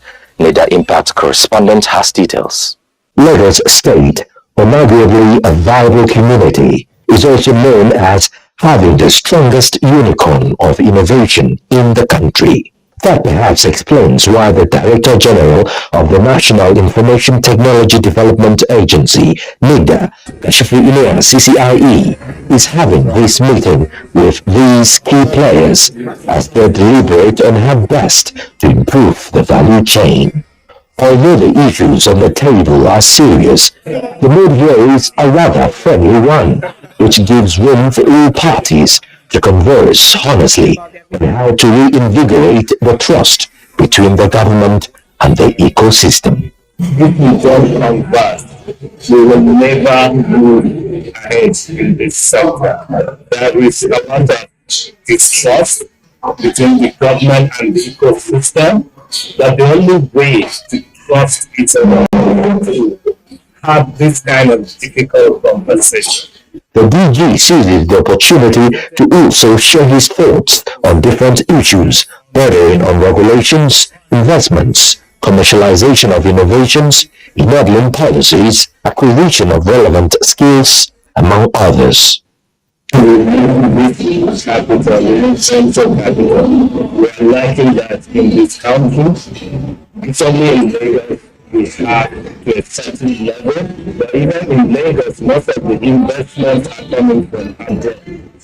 How can we get our people to invest into the ecosystem as well? How can we get government to do? How can we get like the bankers committee and so on? So I'm here to listen to you and see what we can do for you. And he did listen to them. They take turns to make their contributions, suggestions, and challenges known to the NIDA boss. Nigeria has a strong connection with the United States. We need to see how we influence corporate data within everyone's state, so that it's easier to do business for us. This is not a one-off meeting, Inoue says, adding that, moving forward, the conversations will be more frequent in order to speed up the growth of the tech ecosystems. The first cohort of Idea Hatch Incubation program organized by the Office for Nigeria Digital Innovation (ONDI), a subsidiary of the National Information Technology Development Agency (NIDA), has come to an end with a demonstration day from participants and the opening of the second cohort in Abuja. In his keynote address at the event, the Director General of NIDA, Kashvinu Asisi said the program will complement NIDA's effort in the implementation of national digital economy policy and strategy.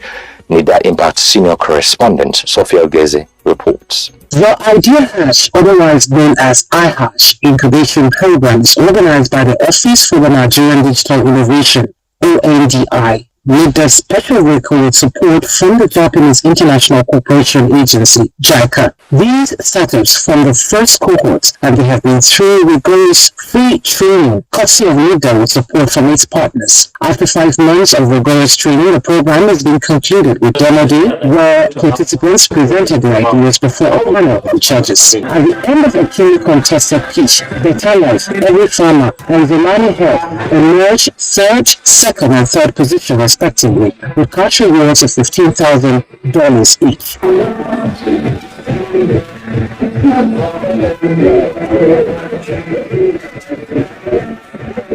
The program was wonderful. It was enlightening. Like, we came with our raw idea and then it refined us, and we're so grateful. I am so elated. I am so happy, and I'm so grateful to God. So the program was awesome. I mean, one of the main things it did for us was to evaluate our business plan, business proposition, value proposition, and then also to conduct lots of customer interviews so that we're sure that there's a good product market fit. Fantastic job. People complain about Nigerian government this, well, maybe, but then we do have agencies like NIDA, ONDI, NTA, as National Center for Artificial Intelligence and Robotics. And they're doing a fantastic job, and I say well done and thank you. Commenting on the program, Director General of NIDA, Kashvinu Asisi, represented by the National Director, National Center for Artificial Intelligence and Robotics, Engineer Yahu Garba, appreciated the Honorable Minister of Communications and Digital Economy and JICA for always supporting NIDA's programs. The DG noted that iHatch Incubation Program will complement NIDA's efforts in the implementation of the National Digital Economic Policy and Strategy, NDEPS. The partnership with JICA in the implementation of the iHatch program is part of our initiative to strengthen the tech and innovation ecosystem for the creation of more ideas that will invariably contribute to creation of jobs for our teeming youth and the prosperity of our country, while also nurturing their entrepreneurial spirit to catalyze the Nigerian digital economy to the next level.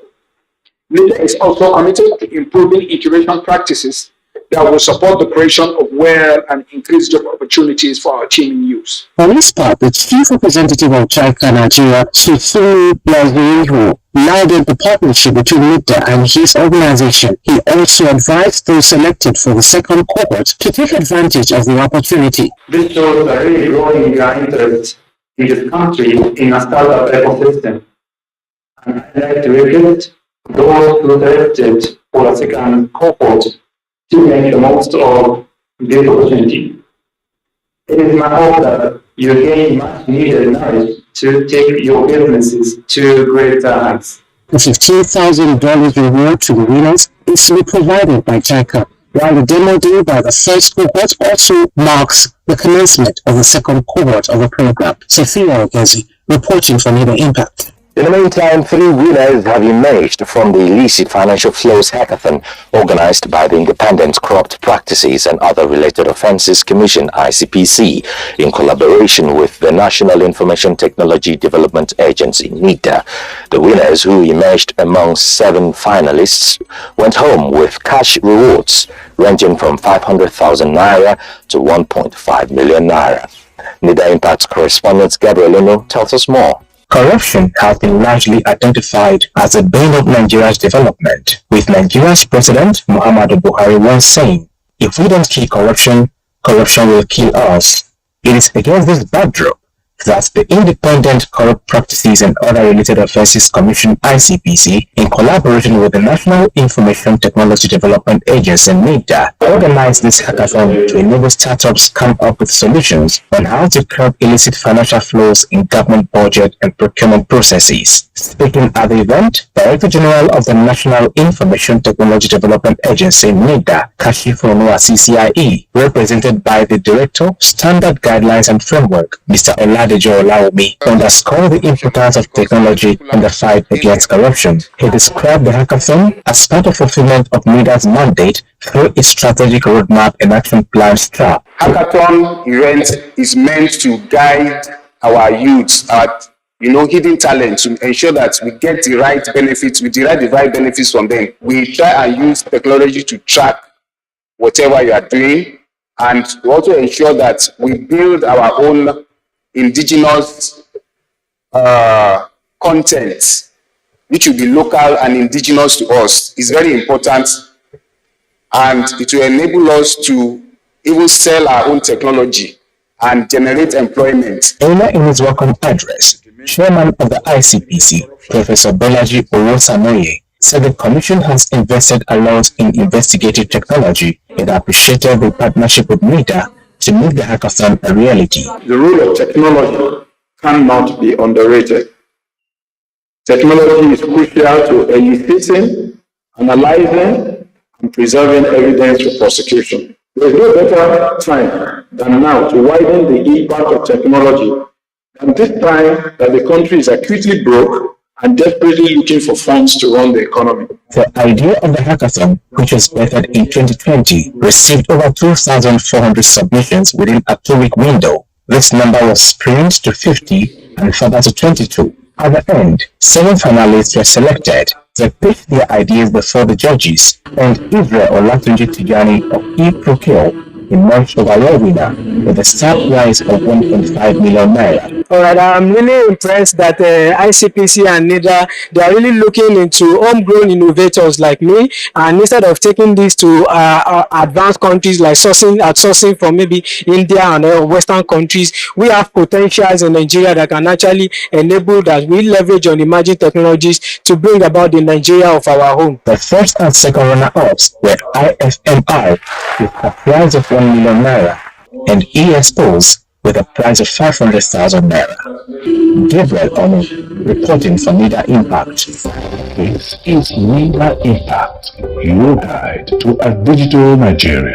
Digital Nigeria International Conference Exhibition and Awards 2022. It is another year to celebrate Nigeria's digital journey, geared towards the promotion and development of the digital economy in Nigeria. The Digital Nigeria Conference will hold from the 24th to 27th of October 2022 at the International Conference Center, ICC, Abuja. The super loaded event organized by the National Information Technology Development Agency, NIDA, under the supervision of the Ministry of Communications and Digital Economy, will feature Digital Nigeria Day, Masterclass, Conference and Data Presentations, Digital Innovation Ecosystem, Blockchain Summit, Dinner and Award Night. Take advantage of the free virtual exhibition platform and connect your IT products and services with global audience. To register and participate, kindly log on to the website, that is www.digitalnigeria.gov.ng/register.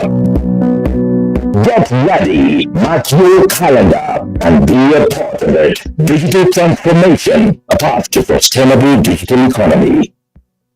Time now for NIDA's cybersecurity update.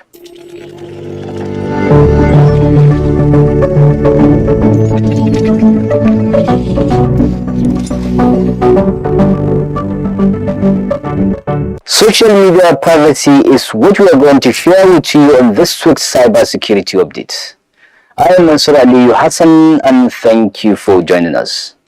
Most people would never consider walking into a crowded room and loudly broadcasting to total strangers all the details of their private life, from their health issues to their family and friends' names, ages, jobs, school, day-to-day activities or locations. But often these same individuals won't think twice about posting that same information on social media. The ramifications of sharing too much can have an impact. not only on your personal and professional life, but also the lives of your family and friends. Social media is a great place to connect, share and learn. However, just ensuring that your social media privacy settings are strong isn't the only way to protect yourself. Once you post anything online, you have lost control of it. You need to understand what is being collected and how it is being used. Social media settings can protect you from strangers, friends, relatives and co-workers who view your postings and then have the ability to share those postings with their circle of friends, or use it for other nefarious activities. Privacy is far more than just setting the privacy options in your social media accounts. The more information you share, and the more others share about you, the more information that is collected and used by corporations, governments and others. One of the best ways to protect yourself is to consider and limit what you share and what others share about you, regardless of the privacy options you use. That's all we have for you this week. Stay tuned for more updates and thank you. It's Media Impact, your guide to a digital Nigeria. This week's special report is on the purpose for the creation of the Office for Nigerian Digital Innovation or NDI and its focus areas. When traditional economic activities such as production, distribution, and trade are systematically transformed by Internet, World Wide Web, and blockchain technologies, we can say that digital economic development is taking place. Today, about 4 billion people are digitally disconnected, and this is about half the population of the world, according to VMO. When local communities become digitalized, it is important for them to retain the bulk of their traditional and native nuances. This improves digital variety and ensures that the future of digital transformation is as inclusive as it is responsive to all digital natives. The only possible prediction of our digital futures is the rapid and inescapable transformation of our daily activities. This is the only possibility there is. Digital innovations stimulate economic activities and increase the efficiency and efficacy of businesses. Significant proportions of the productive activities of most businesses will be largely dependent on incorporation of digital technologies. NIDA has remained faithful to its dreams of digitally transforming the economy of Nigeria through the digitalization of several key activities of the government, economy, and even the private sector. NIDA set up the Office for Nigerian Content Development in ICT, ONC, to enforce compliance with the regulatory guidelines for Nigerian content development in ICT and help to develop the indigenous ICT industry to create wealth in the economy. NIDA further established the Office for ICT Innovation and Entrepreneurship, OIIE, to interface with stakeholders and strategically develop design and implementation models for the growth of innovation and entrepreneurship in Nigeria. But to increase efficiency of the two semi-autonomous institutions and streamline their activities for greater efficacy, NIDA merged the Office for Nigerian Content Development in ICT, ONC, and the Office for ICT Innovation and Entrepreneurship, OIIE, to form the Office for Nigeria Digital Innovation, ONDI. The Office for Nigeria Digital Innovation, ONDI, is a special purpose vehicle, SPV of NIDA, created to streamline the coordination and support of activities on policy implementation, enforcement of regulatory guidelines, and interventions targeted at the development and growth of the Nigerian technology ecosystem for greater impact on job creation and economic growth. ONDI focuses on promoting Nigerian technology innovations through the creation of innovation-driven enterprises, IDEs. The mission of the ONDI is to create opportunities for the development and growth of indigenous digital technology, while its vision is to make Nigeria the #1 destination for digital technology innovation in Africa. ONDI has some key statutory functions in nearly all sectors of the Nigerian entity. One of them is the strategic human capacity development. In this focus area, the ONDI will identify skill gaps in Nigerian technology and innovation space by partnering with the academia and industry through a series of strategically designed programs and initiatives in order to provide policy support to bridge such gaps in order to transform Nigerian youths into a digitally skilled and competitive workforce. Another focus area is catalyzing funding and ecosystem support. This area focuses on improving access to funding for the digital innovation ecosystem in Nigeria. In this function, the office will seek to increase funding for startup incubation, hubs upskilling, and seeding. The office will also provide support towards setting up various funding mechanisms for startups in collaboration with the private sector, development finance institutions, DFIs, and other state and non-state donors. Research and insight. Here, the ONDI will research and analyze necessary data regarding the ecosystem to enable a data-led policy direction, planning, and effective interventions. It is also better to follow the direction of data in policy development, decision-making, and monitoring mechanisms because, as they say, numbers don't lie. Research and data analysis can also serve as the blueprint for the development of new programs and initiatives. The ONDI is also saddled with the responsibility of monitoring and compliance. The activities of the ecosystem in Nigeria must be in tandem with the dictates of the National Digital Innovation and Entrepreneurship Policy (NDIEP), the guidelines for Nigerian content development in ICT, and other relevant legislation. It is therefore pertinent that the ONDI ensures compliance and monitors thereof by deploying different monitoring mechanisms. In this manner, local enterprises will be adequately protected and incentivized to make their products and services up to globally accepted standards. The ONDI will focus greatly on partnerships to strengthen the technology innovation ecosystem. These partnerships with relevant stakeholders within the tech space will facilitate networking between local and international players in the technology innovation ecosystem. The ONDI also focuses on implementation of innovation policies and guidelines, ideation and participation in innovative activities targeted towards strengthening the technology and innovation ecosystem in Nigeria fall under the purview of the ONDI. Some of the achievements that the innovative establishment of the ONDI have birthed include Bridge to Mass Challenge B2MC Nigeria 2021-2022 program in partnership with Mass Challenge, iHatch Idea Hatch Startup Incubation Program in partnership with JICA. It was also instrumental in the recent engagement tour of the Lagos tech ecosystem by the Ministry of Communications and Digital Economy, Professor Isa Ali Ibrahim Pantami, and NIDA Director General Kashfi Ino CCIE, among others. The ONDI is a winning formula. This is NIDA Impact, your guide to a digital Nigeria. Digital Nigeria International Conference Exhibition and Awards 2022. It is another year to celebrate Nigeria's digital journey, geared towards the promotion and development of the digital economy in Nigeria. The Digital Nigeria Conference will hold from the 24th to 27th of October 2022 at the International Conference Center, ICC, Abuja. The super loaded event organized by the National Information Technology Development Agency, NIDA, under the supervision of the Ministry of Communications and Digital Economy, will feature Digital Nigeria Day, Masterclass, Conference and Data Presentations, Digital Innovation Ecosystem, Blockchain Summit, Dinner and Award Night. Take advantage of the free virtual exhibition platform and connect your IT products and services with global audience. To register and participate, kindly log on to the website, that is www.digitalnigeria.gov.ng/register. Get ready, mark your calendar, and be a part of it. Digital transformation, a path to sustainable digital economy. How to reduce the file size of an image or picture.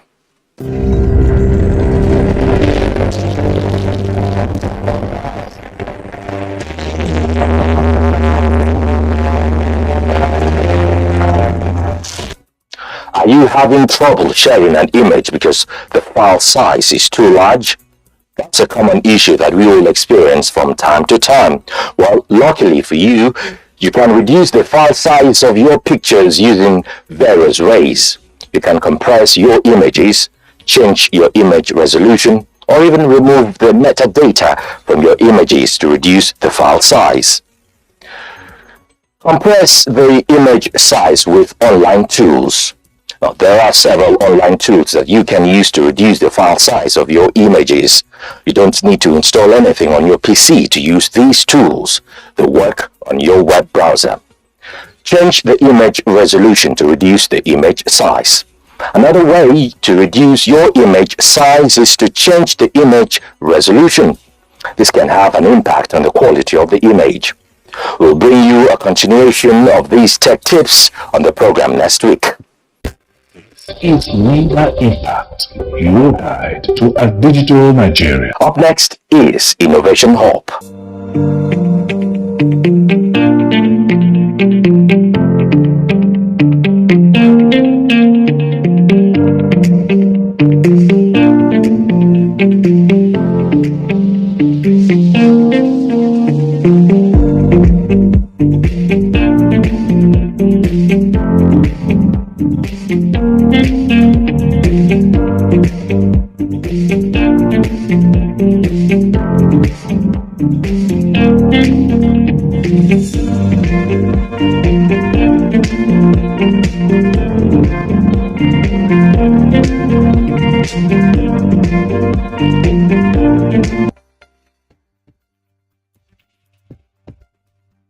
We are a startup whose aim is to solve Africans' most pressing need via ICT.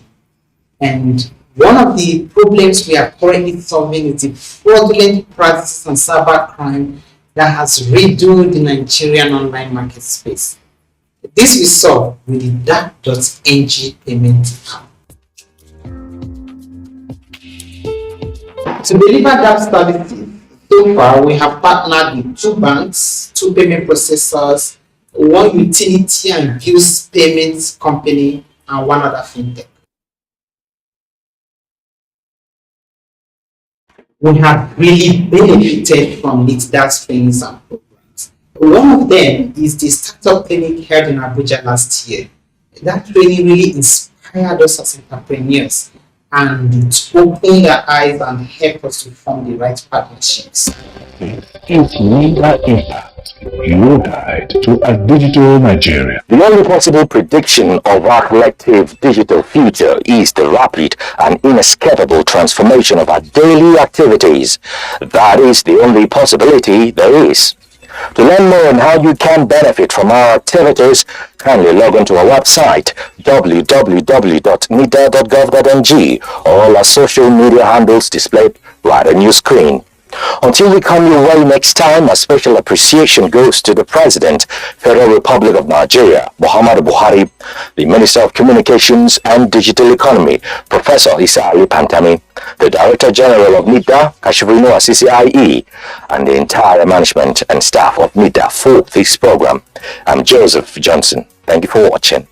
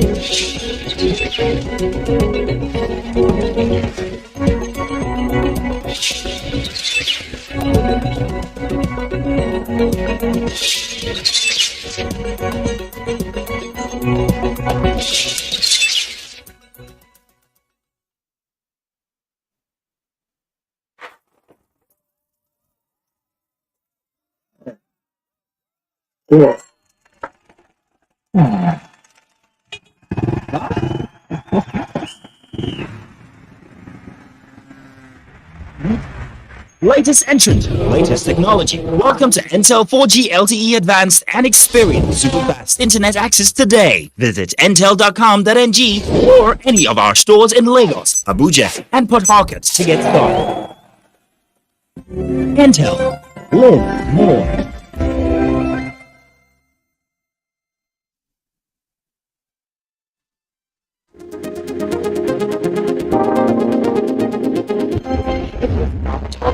Is a mustard seed, then nurture it, water it, grow it into that tree in your rainforest. And she already stands in front of it and asks me to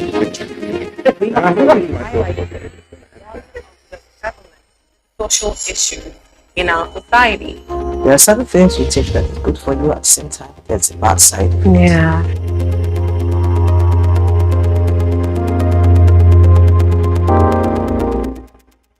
What is it that you want to leave us with today?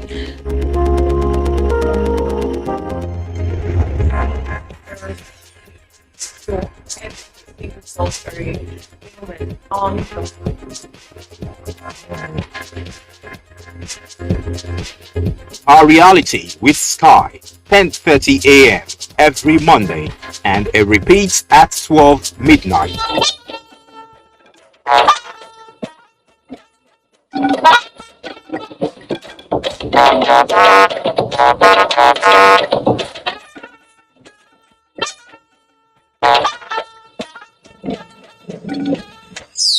It is my expectation that all the signatories to the peace accord and their supporters will abide by its content and spirit. 2023 presents new hope for decency and decorum in campaigns as political actors affirm to focus on issues and not personality attacks. Legal teeth and legal backing so that they can operate within the mandate of the statutory law establishing them. House of Representatives to fast-track passage of bill for establishment of National Electoral Offences Commission. Supreme Court affirms victory of Senator Ademola Adeleke for July 16 Osun governorship election.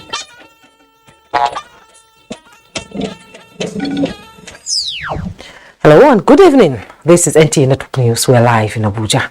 I am Jumwei Yusuf. Hingino John Adams joins us from Lagos. You can follow this news broadcast live on our website nta.ng/live and all our social media platforms displayed on the screen for updates. President Muhammadu Buhari says for Nigeria to effectively embrace sustainable development, institutions such as the legal profession must remain deeply committed towards promoting good governance. Speaking at the inauguration of the magnificent body of benches complex in Abuja, the president maintains that it is only when justice thrives that a society is assured of development. State House correspondent Adamu Sambo has the details. The body of benches complex, a vigorous expression of the foresightedness of the founding fathers, leaders and members of the body, consists of, amongst others, a 3,000 capacity auditorium, large banquet and multipurpose halls, meeting rooms, offices, library and courtroom for the legal practitioners disciplinary committee. The completion of this project is a manifestation of our consistent and collective efforts over the years. This is a major achievement for the body of benches. President Muhammadu Buhari, who described the body of benches as critical to the legal profession, says he is unaware of any institution that has its membership cutting across all facets of government and the legal profession. Efforts by a body like this, with over 5 decades of proven track record, to keep the wheel of justice turning effectively in providing solid foundation for upholding the rule of law are commendable. Adherence to the rule of law, the president maintains, is critical to the progress of any society, and his administration has not reneged on his commitment to this ideal. As the 2023 general elections draw near, the significance of the legal profession becomes even more pronounced, considering the vital roles you play in the electioneering process, both at the pre- and post-election stages. I hope you maintain the position of an honest arbiter. On the welfare of judicial officers, President Buhari says he is not unaware of the passion and commitment of the body of benches in championing that cause, saying his administration is also committed towards this ideal.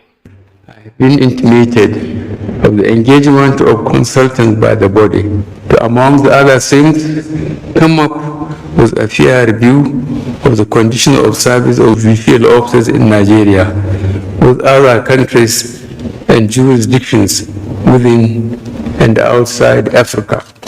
I honestly look forward to the completion of this fair review and the submission of recommendation, as this will assist us to review the welfare packages. Acting Chief Justice of Nigeria, Justice Olukaide Ariola, described the realization of the body of benches complex as a boost to the entire legal profession in Nigeria. The challenges faced in time past and securing a befitting venue for the call to bar ceremonies will become a thing of the past. Our expectation, therefore, is very high that these gigantic edifices will be put to good use. As legal practitioners, we must also realize that our practice as advocates and solicitors bear great impact on our nation and must therefore strive for the best always to sustain the legacies of the past while charting an assured future. We cannot afford to lower the bar in terms of good character and sound learning if we must retain public confidence. The body of benchers composed of legal practitioners of highest distinction is responsible for the call to bar of persons seeking to become lawyers, as well as ensuring highest standard of discipline within the legal profession. In Abuja, Adamu Sambo, NTA News. Vice President Yemi Osinbajo has inaugurated a state-of-the-art edifice at the Nigerian Governors Forum Secretariat.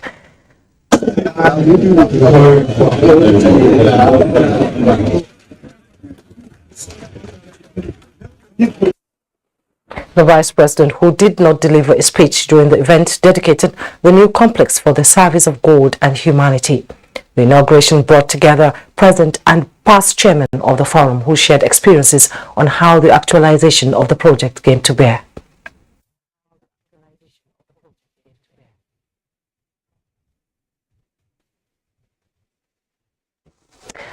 Now, all critical stakeholders in Nigeria's 2023 electoral processes have been tasked to conduct themselves in a manner that will not only guarantee the desired success but also a smooth transition from one democratically elected government to another. President Muhammadu Buhari threw the challenge while engaging members of the National Peace Committee on efforts towards protecting and sustaining the nation's democratic enterprise. Again, State House Correspondent Adewale Sambo has the details. Members of the National Peace Committee, led by former Head of State General Abdulsalami Abubakar, were in the State House to brief President Muhammadu Buhari on the outcome of their separate engagements with INEC chairman and heads of the nation's military and other security services on ways to deliver credible elections next year. They have reassured us of their commitments based on your directives to ensure that there is security, there is level playing field, where every individual, every party is allowed to play according to the rules of the game. Let me also, on behalf of the Peace Committee, commend you, Your Excellency, in all your utterances in the international meetings, and especially your last remark during the anger, in which you promised Nigerians free and fair election. And I think it's sending a big message not only to us in Nigeria but to our sub-region where elections seem to bring violence and other things. Before this meeting with the President, the National Peace Committee got presidential candidates of the various political parties committed themselves to conducting issue-based, violence-free campaigns. President Buhari described it as the best way forward. You may recall that former President Goodluck Ebele Jonathan and I signed the first National Peace Accord before the 2015 elections. It is my conviction that it contributed significantly to the peaceful outcome of the 2015 election. It is my hope that the National Peace Committee continues this important work post-2023. Credible, free, and fair elections, the President emphasized, can only be achieved in a peaceful environment. The signing of the Electoral Act 2021 as amended with landmark provisions underline my resolve for transparent and all-inclusive electoral processes.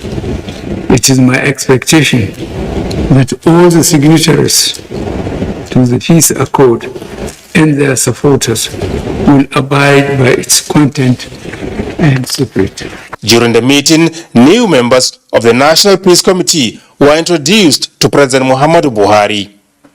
From the State House, Adamu Sambu, NTA News. Meanwhile, President Muhammadu Buhari has welcomed the initiative undertaken by the National Peace Committee to commit all political actors to issue-based campaigns devoid of incitement, personal insults and attacks. This was during a video message to the signing of the first 2023 National Peace Accord by the presidential candidates organized by the National Peace Committee in Abuja. Dennis Adekunle reports. The National Peace Accord, an ingenious concept that came into being 80 years ago, was designed to promote peace and harmony in the nation's electoral process. President Muhammadu Buhari called on all players to abide by the guiding principles of the peace accord, warning that the rise of fake news and misinformation have continued to pose a significant threat to democracy in Nigeria. I thank members of the National Peace Committee, led by its chairman, General Abdulsalami Abubakar, for their commitment and dedication to supporting peaceful elections in Nigeria and for facilitating peace generally across the country.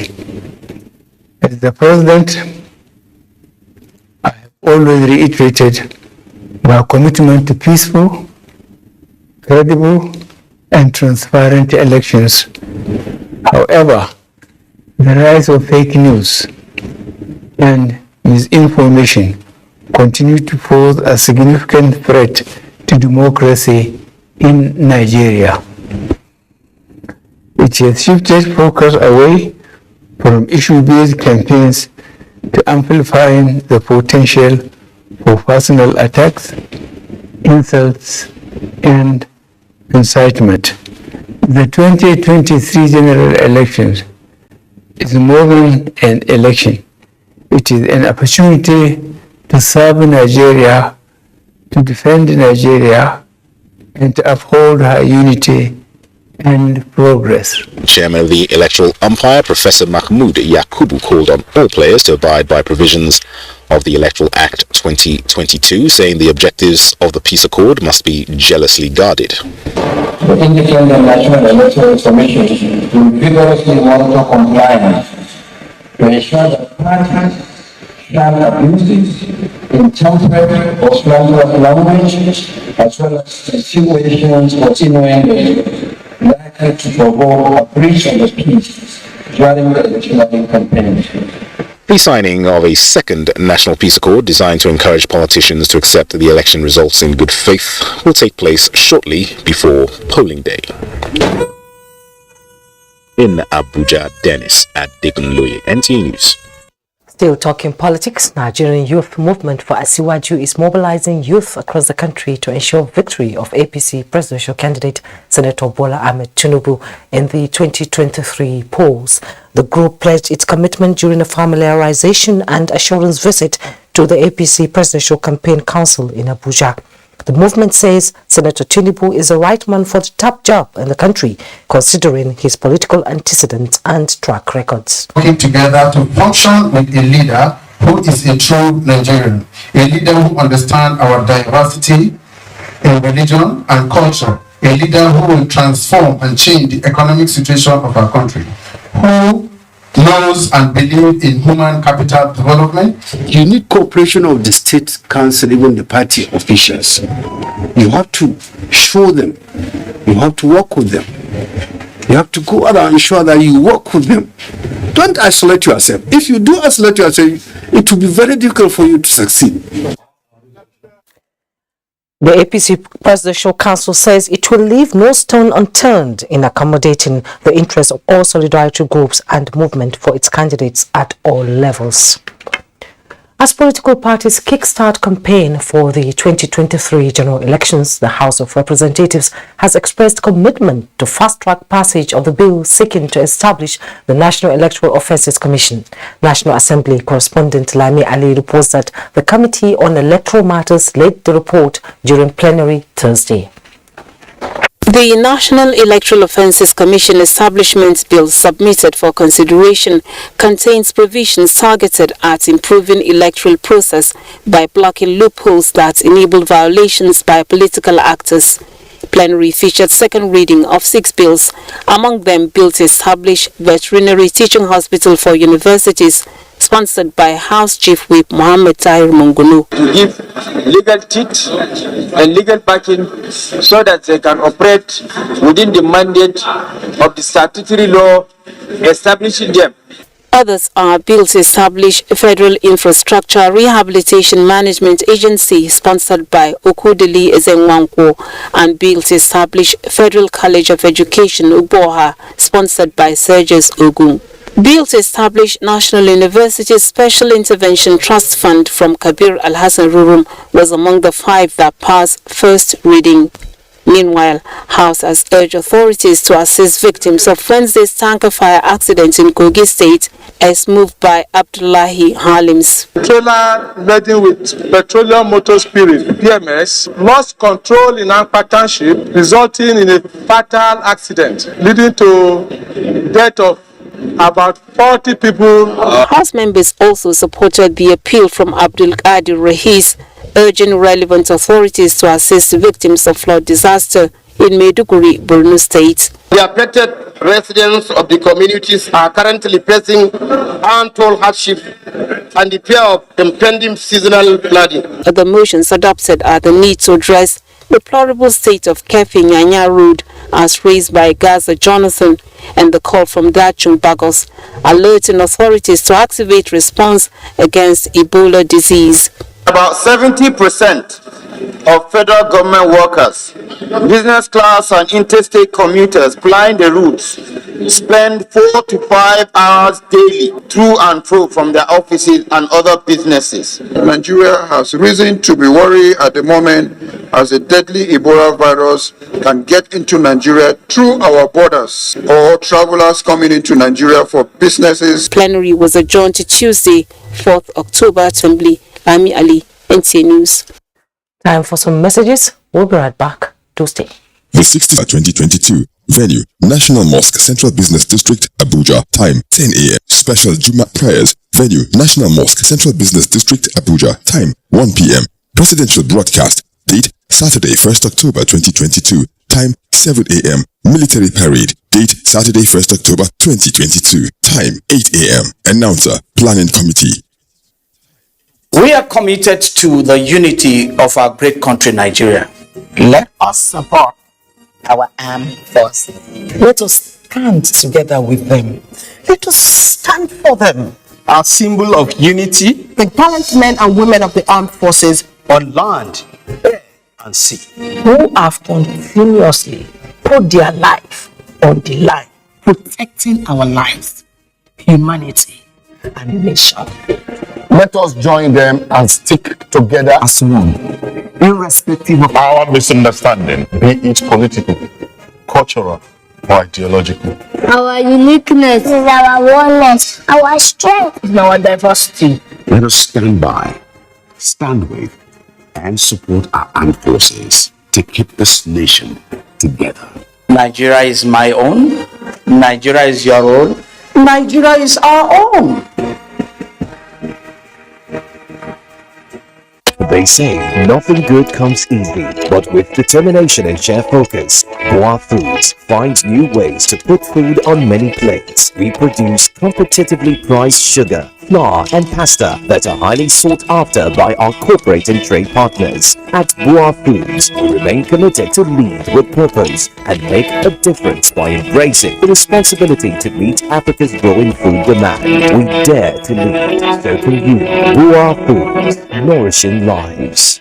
You are kindly invited to grab your front row seat to watch The Future is Here, a gripping and inspiring play about Easy Land, a land that represents our collective dream for a more prosperous nation.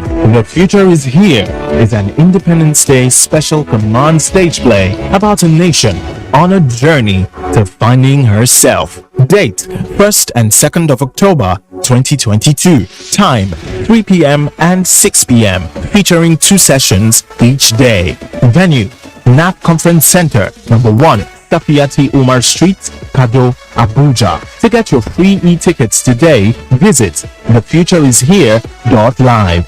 For your free physical tickets, come to Vibes by Ands at Wuse 2, Taj Bank at Central Area, and Renow at Garki Area 11. Don't come alone. Watch The Future is Here. The Zenith Better Life promo is back, and it's bigger and better. You could be one of 20 lucky customers to win 150,000 naira every 2 weeks from now till January 31st, 2023. To qualify, simply open a Zenith Bank account and maintain a minimum balance of 5,000 naira. For more information, visit www.zenithbank.com/betterlife. Zenith Bank, in your best interest. Member Representative Malam Maduri Kaugama Federal Constituency in the House of Representatives, Abubakar Lema and his family warmly facilitate with Sadona Ringim and Governor of Jigawa State, Muhammad Badr Abubakar, on the occasion of his 60th birthday. The Almighty Allah continue to bless you with good health, wealth, and wisdom as you lead with honesty and integrity. Happy birthday, Your Excellency, the Executive Governor of Jigawa State, the People's Governor, Muhammad Badr Abubakar. Happy birthday, sir. This is to invite the general public to the 62nd Independence Day Special Jum'at Prayers and Public Lecture. Date, Friday, 30th September 2022. The equivalent of 26 Safar, 1444 after Hijrah. Public lecture with the theme, Shura, the Islamic Foundation of True Democracy. Venue, Conference Hall, National Mosque, Abuja. Time, 10 a.m. Guest speaker, Professor Ahmad B. Dogarawa, ABU, Zaria. Chairman of the occasion, His Eminence, Al-Haji Muhammad Sa'ad Abubakar III, CFR, MNI, the Sultan of Sokoto, and President General, Nigerian Supreme Council for Islamic Affairs. Special guest of honor, His Excellency, Muhammadu Buhari, GCFR, President, Federal Republic of Nigeria. Special Jum'at prayer. Venue, National Mosque, Abuja. Time, 1 p.m. Professor Shehu Ahmed Saeed Galadanchi, CON, Murshid of the Abuja National Mosque. Announcer. Welcome back. The federal government will continue to support micro, small and medium enterprises operating in the country and hopes incoming government will equally make this a top priority. This was one of the decisions taken as Vice President Yemi Osinbajo meets with partners in the micro, small and medium enterprises clinics and commended them for their cooperation in the implementation of the program, which he said was there to the President. The MSME clinics is a program aimed at providing necessary assistance to operators by tackling and preferring solutions at a one-stop shop. NTA spoke to some of the team members after the meeting.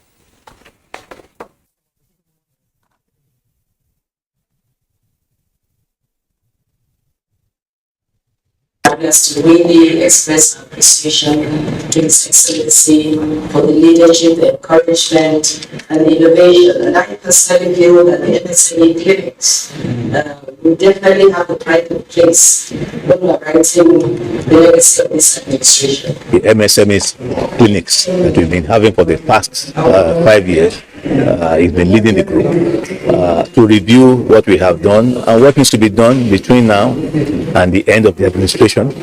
Outstanding share facilities that have not been commissioned will be commissioned. Some states have come to ask for one-stop shops. We'll try and help with that. The current administration will work hard enough to make it very comfortable and convenient for the next administration to be able to continue.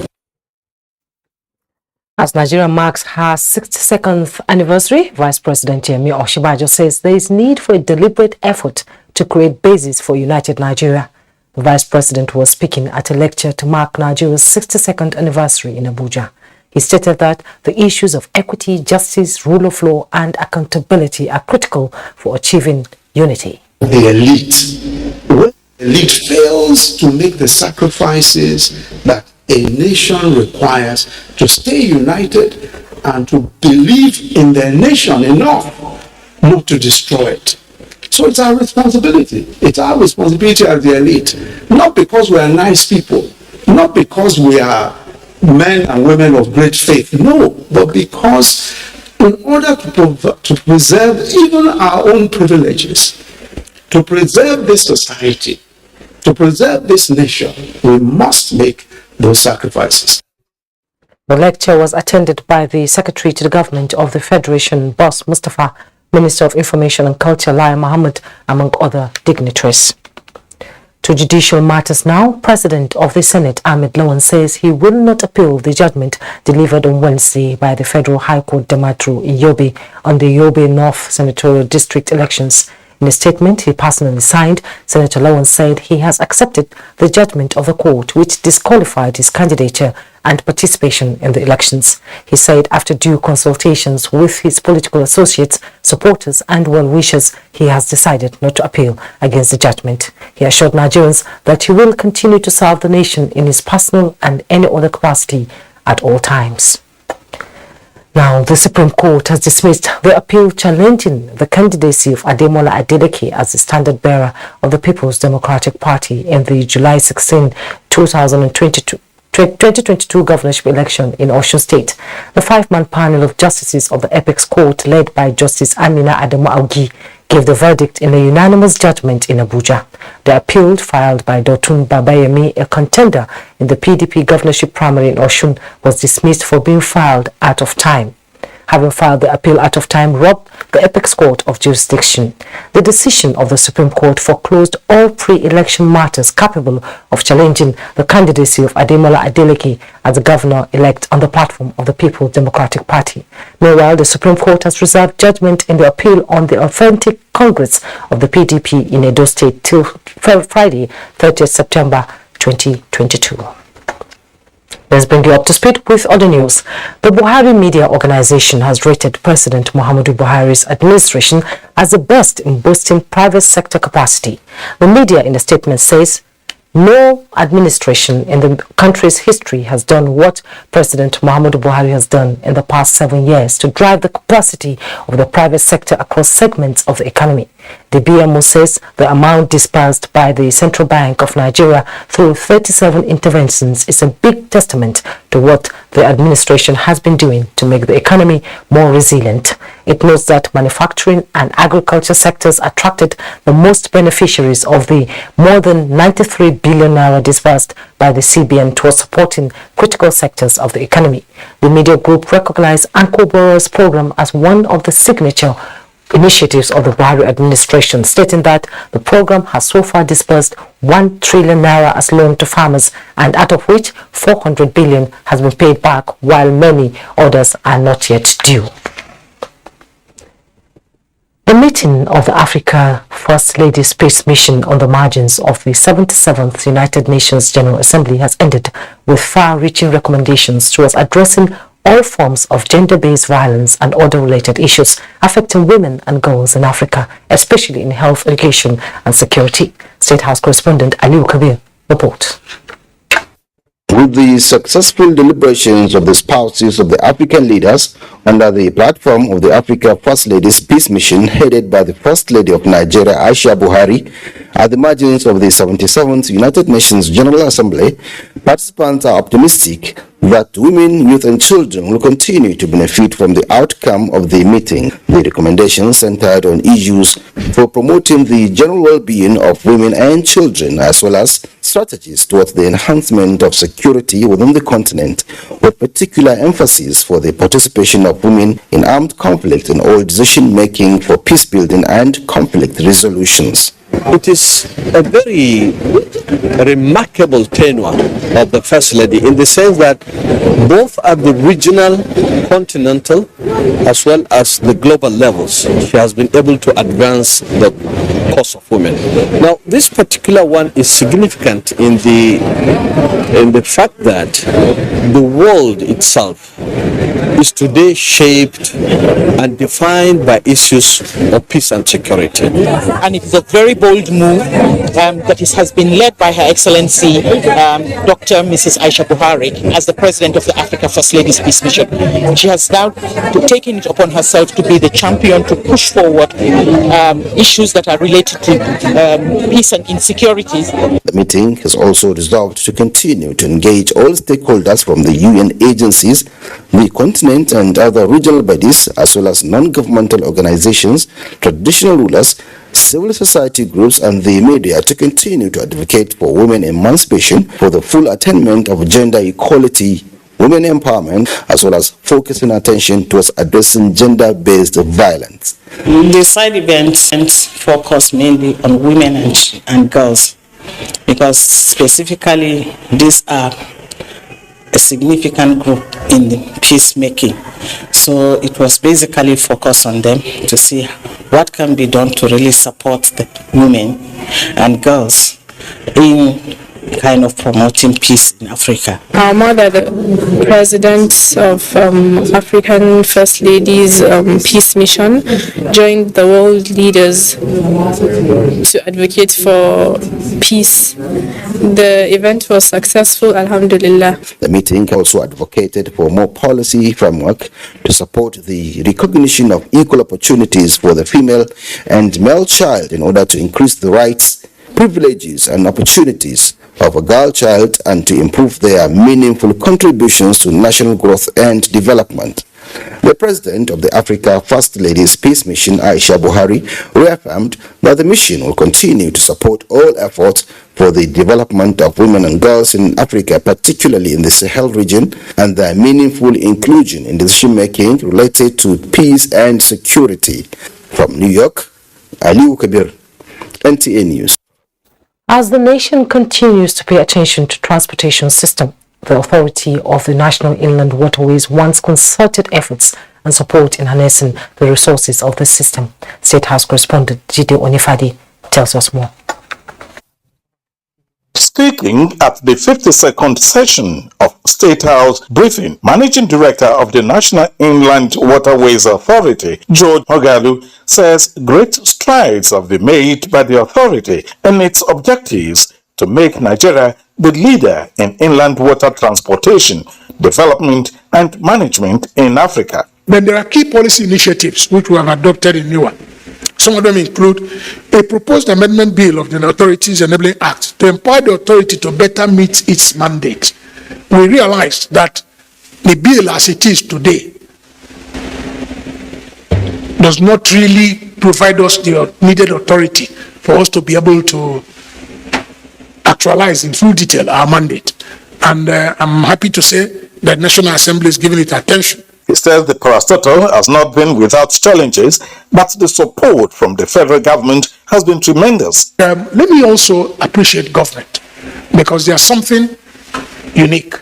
If you recall, the Lokoja River Port is a big port, but it was abandoned before this government came, on the grounds because of lack of funding by previous administrations. So the contractor kind of abandoned site. But this government reviewed the contract upwards and started the funding. So work is ongoing now. The strengthening of Inland Waterway Police Command, provision of security patrol boats is currently being prioritized as more of the boats are purchased annually. Judge Mogalu, however, says to secure the feats achieved would need the cooperation of all stakeholders. In the State House, Jide Onifade, NTA News. Time to join Hingino in Lagos for the next sector of reports. Hello, Hingino. Hello, Jumai. As the year peaks, the Federal Road Safety Corps has called for more collaboration from individuals and organizations in its advocacy against drunk driving at an event to launch a new round of campaign against the practice in Lagos. The Corps was emphatic that alcohol and driving do not mix. Adenita will complete the report. As a controlled operation of a vehicle, driving, whether on the highway or not, is said to require a lot of coordination, concentration and safety consciousness, all of which may be impaired by irresponsible consumption of alcohol. The Ember Month therefore provides another good opportunity to push the campaign and encourage road users to be responsible in their intake of alcohol while making plans for the road. I don't tell you, for us, customers not like me. In its plot and morals, that stage play captures the essence of the campaign. It also summarizes the message of the acting Corps Marshal of the Federal Safety Corps as he stressed the need for drivers, particularly commercial transport operators, to be wary of mixing business with pleasure. The sale of alcohol within garages are banned. But like I said, we're going beyond that. We want the driver to imbibe that culture of not driving and drinking or drinking and driving, because there's still some other sources that you can get this alcohol. But as of the parks, we're banned. The solidarity with partners will witness rallies at motor parks where breathalyzer checks and advocacy talks will be carried out. But if all of the private sector get to understand that we share drivers who move around our goods on the roads, so if all of them have the same training and same message, it's likely that our roads are going to be safer. We share the same consumers, people who eat what you produce or who wear the clothes you produce. They also end up being our consumers in the evening of the brands we produce. So we share the same consumers, and those consumers are Nigerians. Achieving zero fatality in the Ember months is one of the key targets of the call for 2022. In Lagos, Adini Itaiwo, NTA News. Talking health now, statistics by the World Health Organization indicates that nearly 18 million people die each year from heart-related issues, with 85% of these deaths being heart attack and stroke. It is to help roll back these numbers that Power Oil, the leading producer of heart oil in Nigeria, took to the streets to sensitize the public on the need for a healthy heart. Ruth Ario Samuel reports. Before Power Oil penetrated the Nigerian market, the level of consciousness about the unhygienic nature of unbranded vegetable cooking oil was significantly low, with less focus placed on the ill health effects of its consumption. These women say they have experienced the health benefits and quality nutrition that is the hallmark of Power Oil, and can now attest to the fact that it is indeed Nigeria's #1 cooking oil. Whenever I cook with vegetable oil, it makes me stool. But since I started using Power Oil since 2013, in fact, I am free from those problems. Power oil is very good. If you use it in cooking, especially when you use it to prepare sauce for your yam, for your vegetable, it's very good. This year's World Heart Day is another platform to raise awareness on how to live healthy, and the organization is out on the streets of Lagos to sensitize the public on the importance of exercise to the heart. Among all the vegetable oil, Power Oil is the best. It is low cholesterol, zero trans fat, omega-9, omega-6, and it's good to maintain a good heart. So if your heart is good, at least you visit less of the hospital. We are also today encouraging Nigerians to always use the pedestrian bridge for their safety and also for the health of their heart. Desirous of improving the condition of their heart, excited members of the public joined the early morning exercise. I know that exercise is very good for human life. They let us do exercise and give all this to them. I jumped 60 times, so I noticed that my body is okay for the jump. So if I reach out, I'll be continuing to do exercise. Standing on the two planks of healthy diet and exercise, the message was loud and clear. Healthy body begins with a healthy heart. In Lagos, Ruth Ario Samuel, NTA News. Do not forget to follow this news broadcast live on our website at nta.ng/live and on our other social media handles displayed on your screen for updates. The news continues after this break. Your line blocked? Then move to Glow and experience extraordinary value with Bracketed times 10. Simple. Get 10 times or every airtime recharge, up to double your data and free 1,000 naira welcome credit. And it's for new and existing Glow customers. 10 times the value of every recharge you make. Get it only on Glow. Dial *777# or get a Glow SIM today with Glow Bracketed times 10. Thank you, Glow. As part of the activities to mark the 26th anniversary of the creation of Ebonyi and 62 years of the independence of Nigeria, the state government has approved the following programs of events for the celebration of 1st October 2022. Friday, 30th September 2022, Juma prayers, Central Mosque, Abakaliki, time 1 p.m. Novelty football matches, venue, Ngele Oruta Township Stadium, time 4 p.m. Saturday, 1st October 2022, grand finale to mark Nigeria's 62 independence celebration and 26th anniversary of the Ebonyi state creation and the second phase of the state empowerment program. Venue, Ngele Township Stadium, Abakaliki, time 11 a.m. State banquet, venue, Ecumenical Center, Abakaliki, time 7 p.m. Sunday, 2nd October 2022, Thanksgiving service, venue, St. Paul Parish, Ebonyi, time 10 a.m. Please accept the assurances of the esteemed regards and best best wishes of His Excellency the Governor. Signed, Honorable Barrister Oji Uchenna Oji, Commissioner for Information and State Orientation. Wait.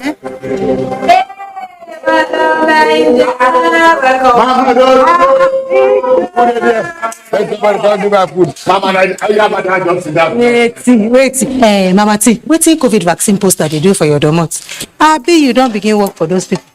Big mommy, na me put the poster there. Our teacher say COVID-19 vaccine dey safe well and it go protect you, me and all our family from COVID-19. Our teacher sabi road, big mommy. Make you follow who know road. My name is Dr. Chinonso Egemba. Then they call me Aproko Doctor. The COVID-19 vaccine na ogbonge way to take protect you and your family from wahala, sickness and death from COVID-19. Or you have to get your own free COVID-19 vaccine. Sharply go any healthcare facility way near you. It's never just your dream, but also of those close to you. It's never just your hustle, but also of those who believe in you. It's never just your disappointment, but also of those who share your hopes. It's never just your ambition, but also of those who have faith in you. Which is why it's never your success alone, but also of those who stood by you.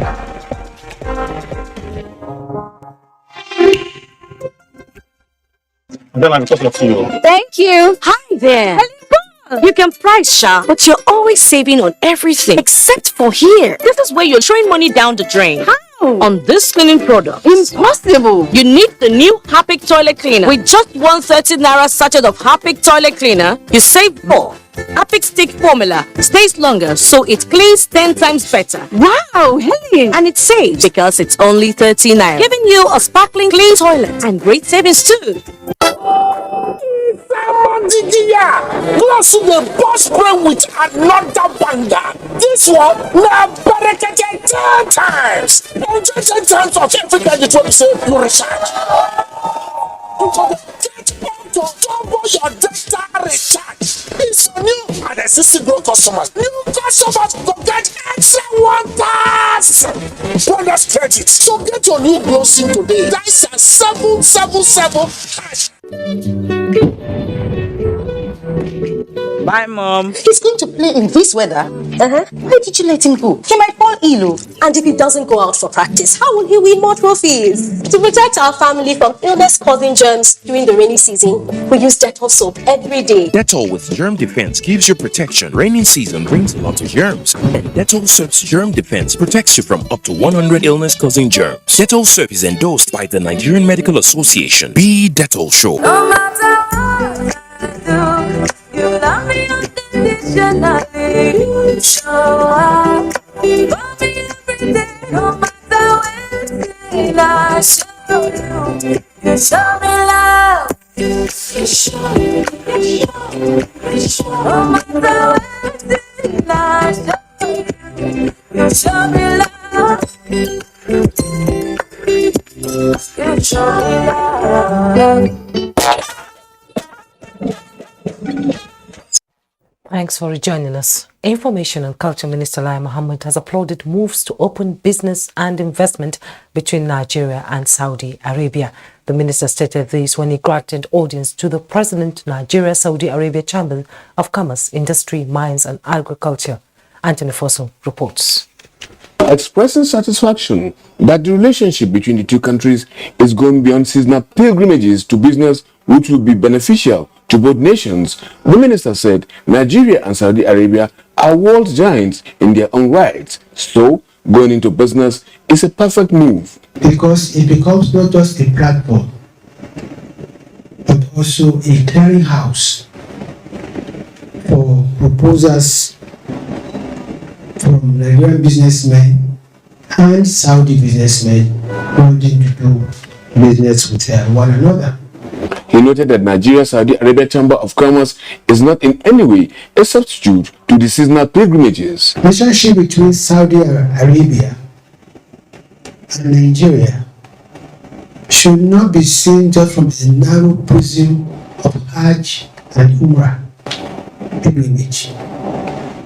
but should be seen from the prism of two very important nations in the world, creating a bridge through which there can be better cooperation for the two countries and their citizens. President of the Chambers, Ibrahim Usman, explained that the official trade volume between the two countries is at its lowest. There will be a 60-man delegation from Saudi, interministerial delegation from Saudi, coming because of the importance we attach to this matter. The Minister of Foreign Affairs decided that, look, it has taken so many years trying to get this joint commission done, and since it's taking so long, we have no option but to go by our original plan. And we realize that Nigerians have not taken advantage of Saudi's magnanimity by creating excellent windows of assistance to encourage bilateral as well as to support underprivileged businesses in countries like Nigeria. He said there are Saudi investors who are yearning to come invest in Nigeria, citing successful Saudi companies which Nigeria can partner with. In Abuja, Anthony Forson, NTA News. Now time to talk business. I'll start by telling you that the African Export-Import Bank has launched a trade payment service, the AFP. It is an intervention designed to facilitate the settlement of international trade, open account terms on behalf of identified African financial institutions and their clients. The bank says the product is expected to address the banking challenges confronting African economies due to the withdrawal of many international banks from the continent, whose exit is attributable to stringent regulatory and compliance requirements as well as cost. And the National Bureau of Statistics says it is deploying technology to enable easy and safer collection of data, as well as working on a new security and crime survey to provide government with important information and evidence that can assist in tackling insecurity. The Sensitization General of the Federation, Adeyemi Adeniro, said this at the annual conference of National Statistical Association in Kefi, Nasarawa State. Like the big data that we talk about, integration of production with use and application of the data, and multiple dissemination platforms, we as professionals have to ensure that we do not get lost in this whole process. The contribution of statistics in a new and rapidly changing environment has become very important, as reliable statistics are essential for measuring progress in reaching developmental goals. The Standard Organization of Nigeria says all products manufactured in Nigeria must have the mandatory Conformity Assessment Program (MANCAP) certification before they are sold to consumers, and failure to comply will lead to loss of investment. We're not trying to scare them, but we are trying to add value to them so that their product will be both for local standard and with time will be for international standard also. And taking a look at the market, Nigeria's equities market failed to sustain previous day's gain as it dropped by 0.42% as investors lost 112 billion naira at the close of trading. The all-share index and market capitalization dropped from preceding day highs of 49,171.7 points and 26.531 trillion naira to 48,964.83 points and 26.419 trillion naira. Jais Bank, Zenith Bank, and Veritas Capital Assurance led in volume of shares. That is business news. Network news continues with Jumai. Thank you, Benny. The Federal High Court sitting in Abuja has ordered the arrest of a British national, James Nolan, for jumping bail and failing to appear for trial. Justice Mohammed gave the order in an interlocutory ruling in Abuja. Nolan, a director in the Process and Industrial Development Limited (PNID), is standing trial alongside Luigi Consult Limited and others in a money laundering case to the tune of $9.6 billion. Justice Ahmed observed that Nolan has broken the terms of his bail conditions offered him and therefore revoked the bail and issued a bench warrant. The court also ordered his surety to appear in court on the next adjourned date to justify why the bail bond should not be forfeited. Prosecution counsel Balasanga has earlier prepared to proceed with the cross-examination of one of the witnesses when the court was informed that the second defendant was nowhere to be found and efforts to ascertain his whereabouts proved abortive. He also told the court that investigations by the EFCC showed that the property given by the surety in Gwagwalada, Abuja was not worth 100 million naira. Responding to the absence of Nolan in court, defense counsel Michael Ajara claimed that his sudden disappearance was strange. He prayed the court to grant the defense time to ascertain his whereabouts. Now, the federal government says it will continue to ensure judicious use of recovered assets for the socio-economic development of the people and the nation. The Attorney General of the Federation and Minister of Justice Abubakar Malami San stated this in a message to the public engagement on the monitoring and use of recovered assets and the launch of the Monitoring Civil Society Organization's website in Abuja. Represented by Director Public Prosecutions of the Federation, Mohammed Babadoko Abubakar Malami, asserts that under the present administration, transparency has been introduced to the use of all recovered assets since 2016.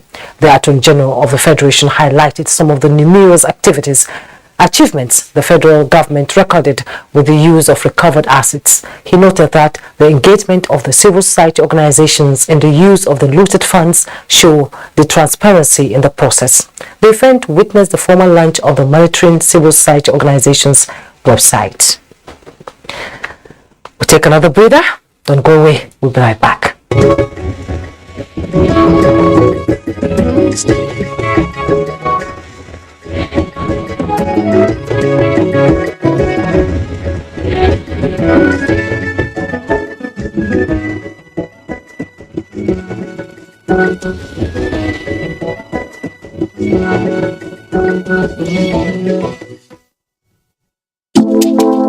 You're always running around.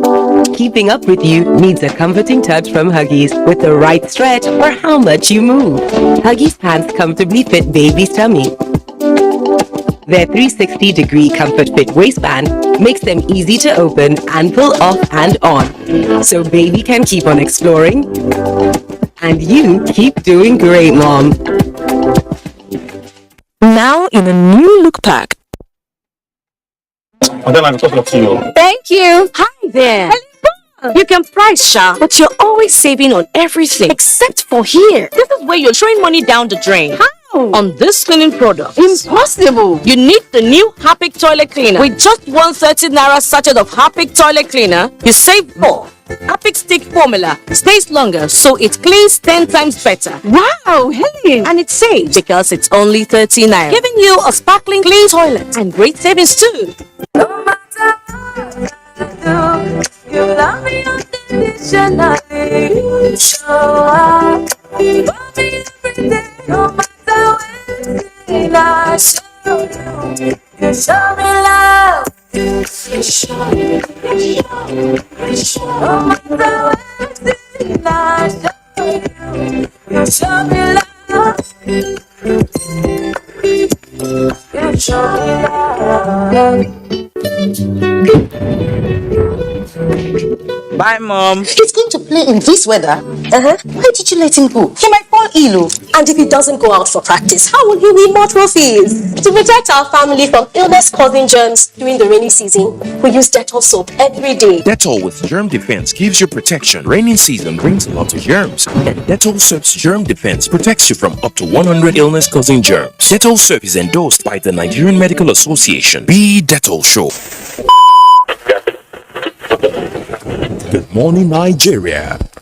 Year after year, they have been informed, educated, and entertained of. When you needed information, knowledge, or an escape. Generation to generation, the Nigerian broadcasting industry has worked tirelessly to serve you. And now, this service will finally be recognized. This November, broadcasters all over Nigeria will gather for the maiden edition of the Nigerian Broadcasting Awards, an award ceremony set to reward hard work and unflinching excellence in the broadcast media. They have served and are still serving. It's time to say thank you. This award is organized by the Broadcasting Organizations of Nigeria, BON. For more details, log on to www.tnbawards.ng and follow social media handles at TNB Awards. Forget last season. Forget the winners and the losers. Forget every moment that stole the show, because this is a brand new season on Gold TV, and it's going to be bigger and better than any season before it, with over 7 leagues and cup competitions, plus a World Cup. Make sure you get the best seats in the house this new football season. Get a decoder, Gold Tenor, plus 1 month Gold TV Max for 6,900 Naira only. Bigger season, greater football. Gold TV. Love it. You're welcome back.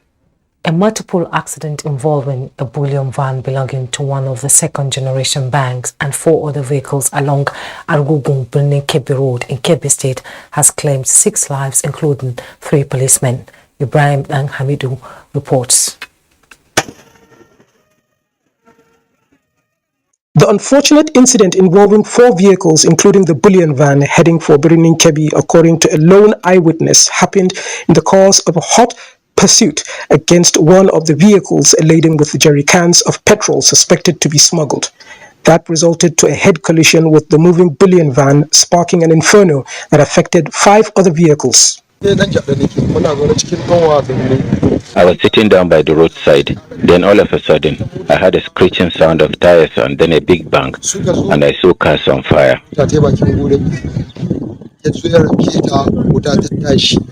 5 other policemen sustained injuries at the scene but were rushed to Federal Medical Center in Birnin Kebbi. Both Kebbi Police and Customs Command commiserate with the state and families of those affected, assuring that circumstances surrounding the incident will be thoroughly investigated, findings of which will be made public. In Birnin Kebbi, Ibrahim Hamidu, NTA News. And Ampa community has again been thrown into mourning and confusion over yet to be confirmed number of persons who lost their lives in a tanker explosion on the Mobolo Bridge along Otukpo Road, Kogi State. Michael Abuja reports. Ampa was in the news weeks ago reporting tragedy following heavy gun attacks on the central police stations and 2 commercial banks by armed gunmen. The recent tanker explosion, with yet to be confirmed and accounted number of persons, has thrown the town into further darkness. The trailer fell from that hill there. So on reaching down that place, there is a sand that flood brought to that place. The trailer now hits the sand and the driver loses control. As at time of this report, official of the Federal Road Safety Corps and the police declined comment. The officer in charge of the National Orientation Agency at the Council, Mr. Mwazu Maklo, could not give an exact number of victims in both the tanker, other vehicles and road users, including school children believed to have been killed in the explosion. What we are working on now is people coming to declare their people missing, because nobody can give you exact figure as at now. Some vehicles were burned to ashes with the occupants. We didn't know how many people were in those vehicles, but the one we can ascertain now, at least almost 20 persons' bodies have been picked. The owner of Ampa, Alhaji Abdul Malik Umar, while commiserating with the bereaved families in his domain, lamented the losses and called for the establishment of fire service stations at the local level. We are calling on the federal state government to take a look at our population and come to our aid. We need the fire service to be located in Ampa here. Some remains were recovered at the scene of the accident, while some were burnt to ashes. From Ampa, Michael Abiji, NTA News. And that's it on the news tonight. Thanks for watching. I am Jummai Yusuf.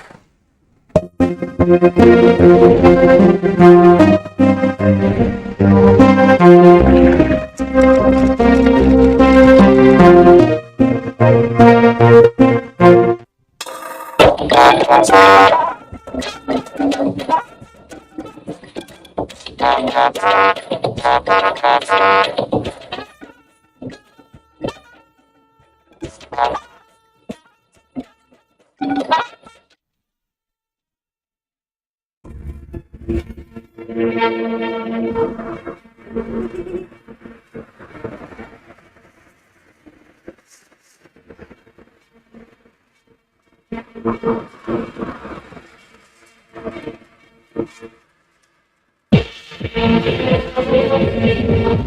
like to drive in the rain.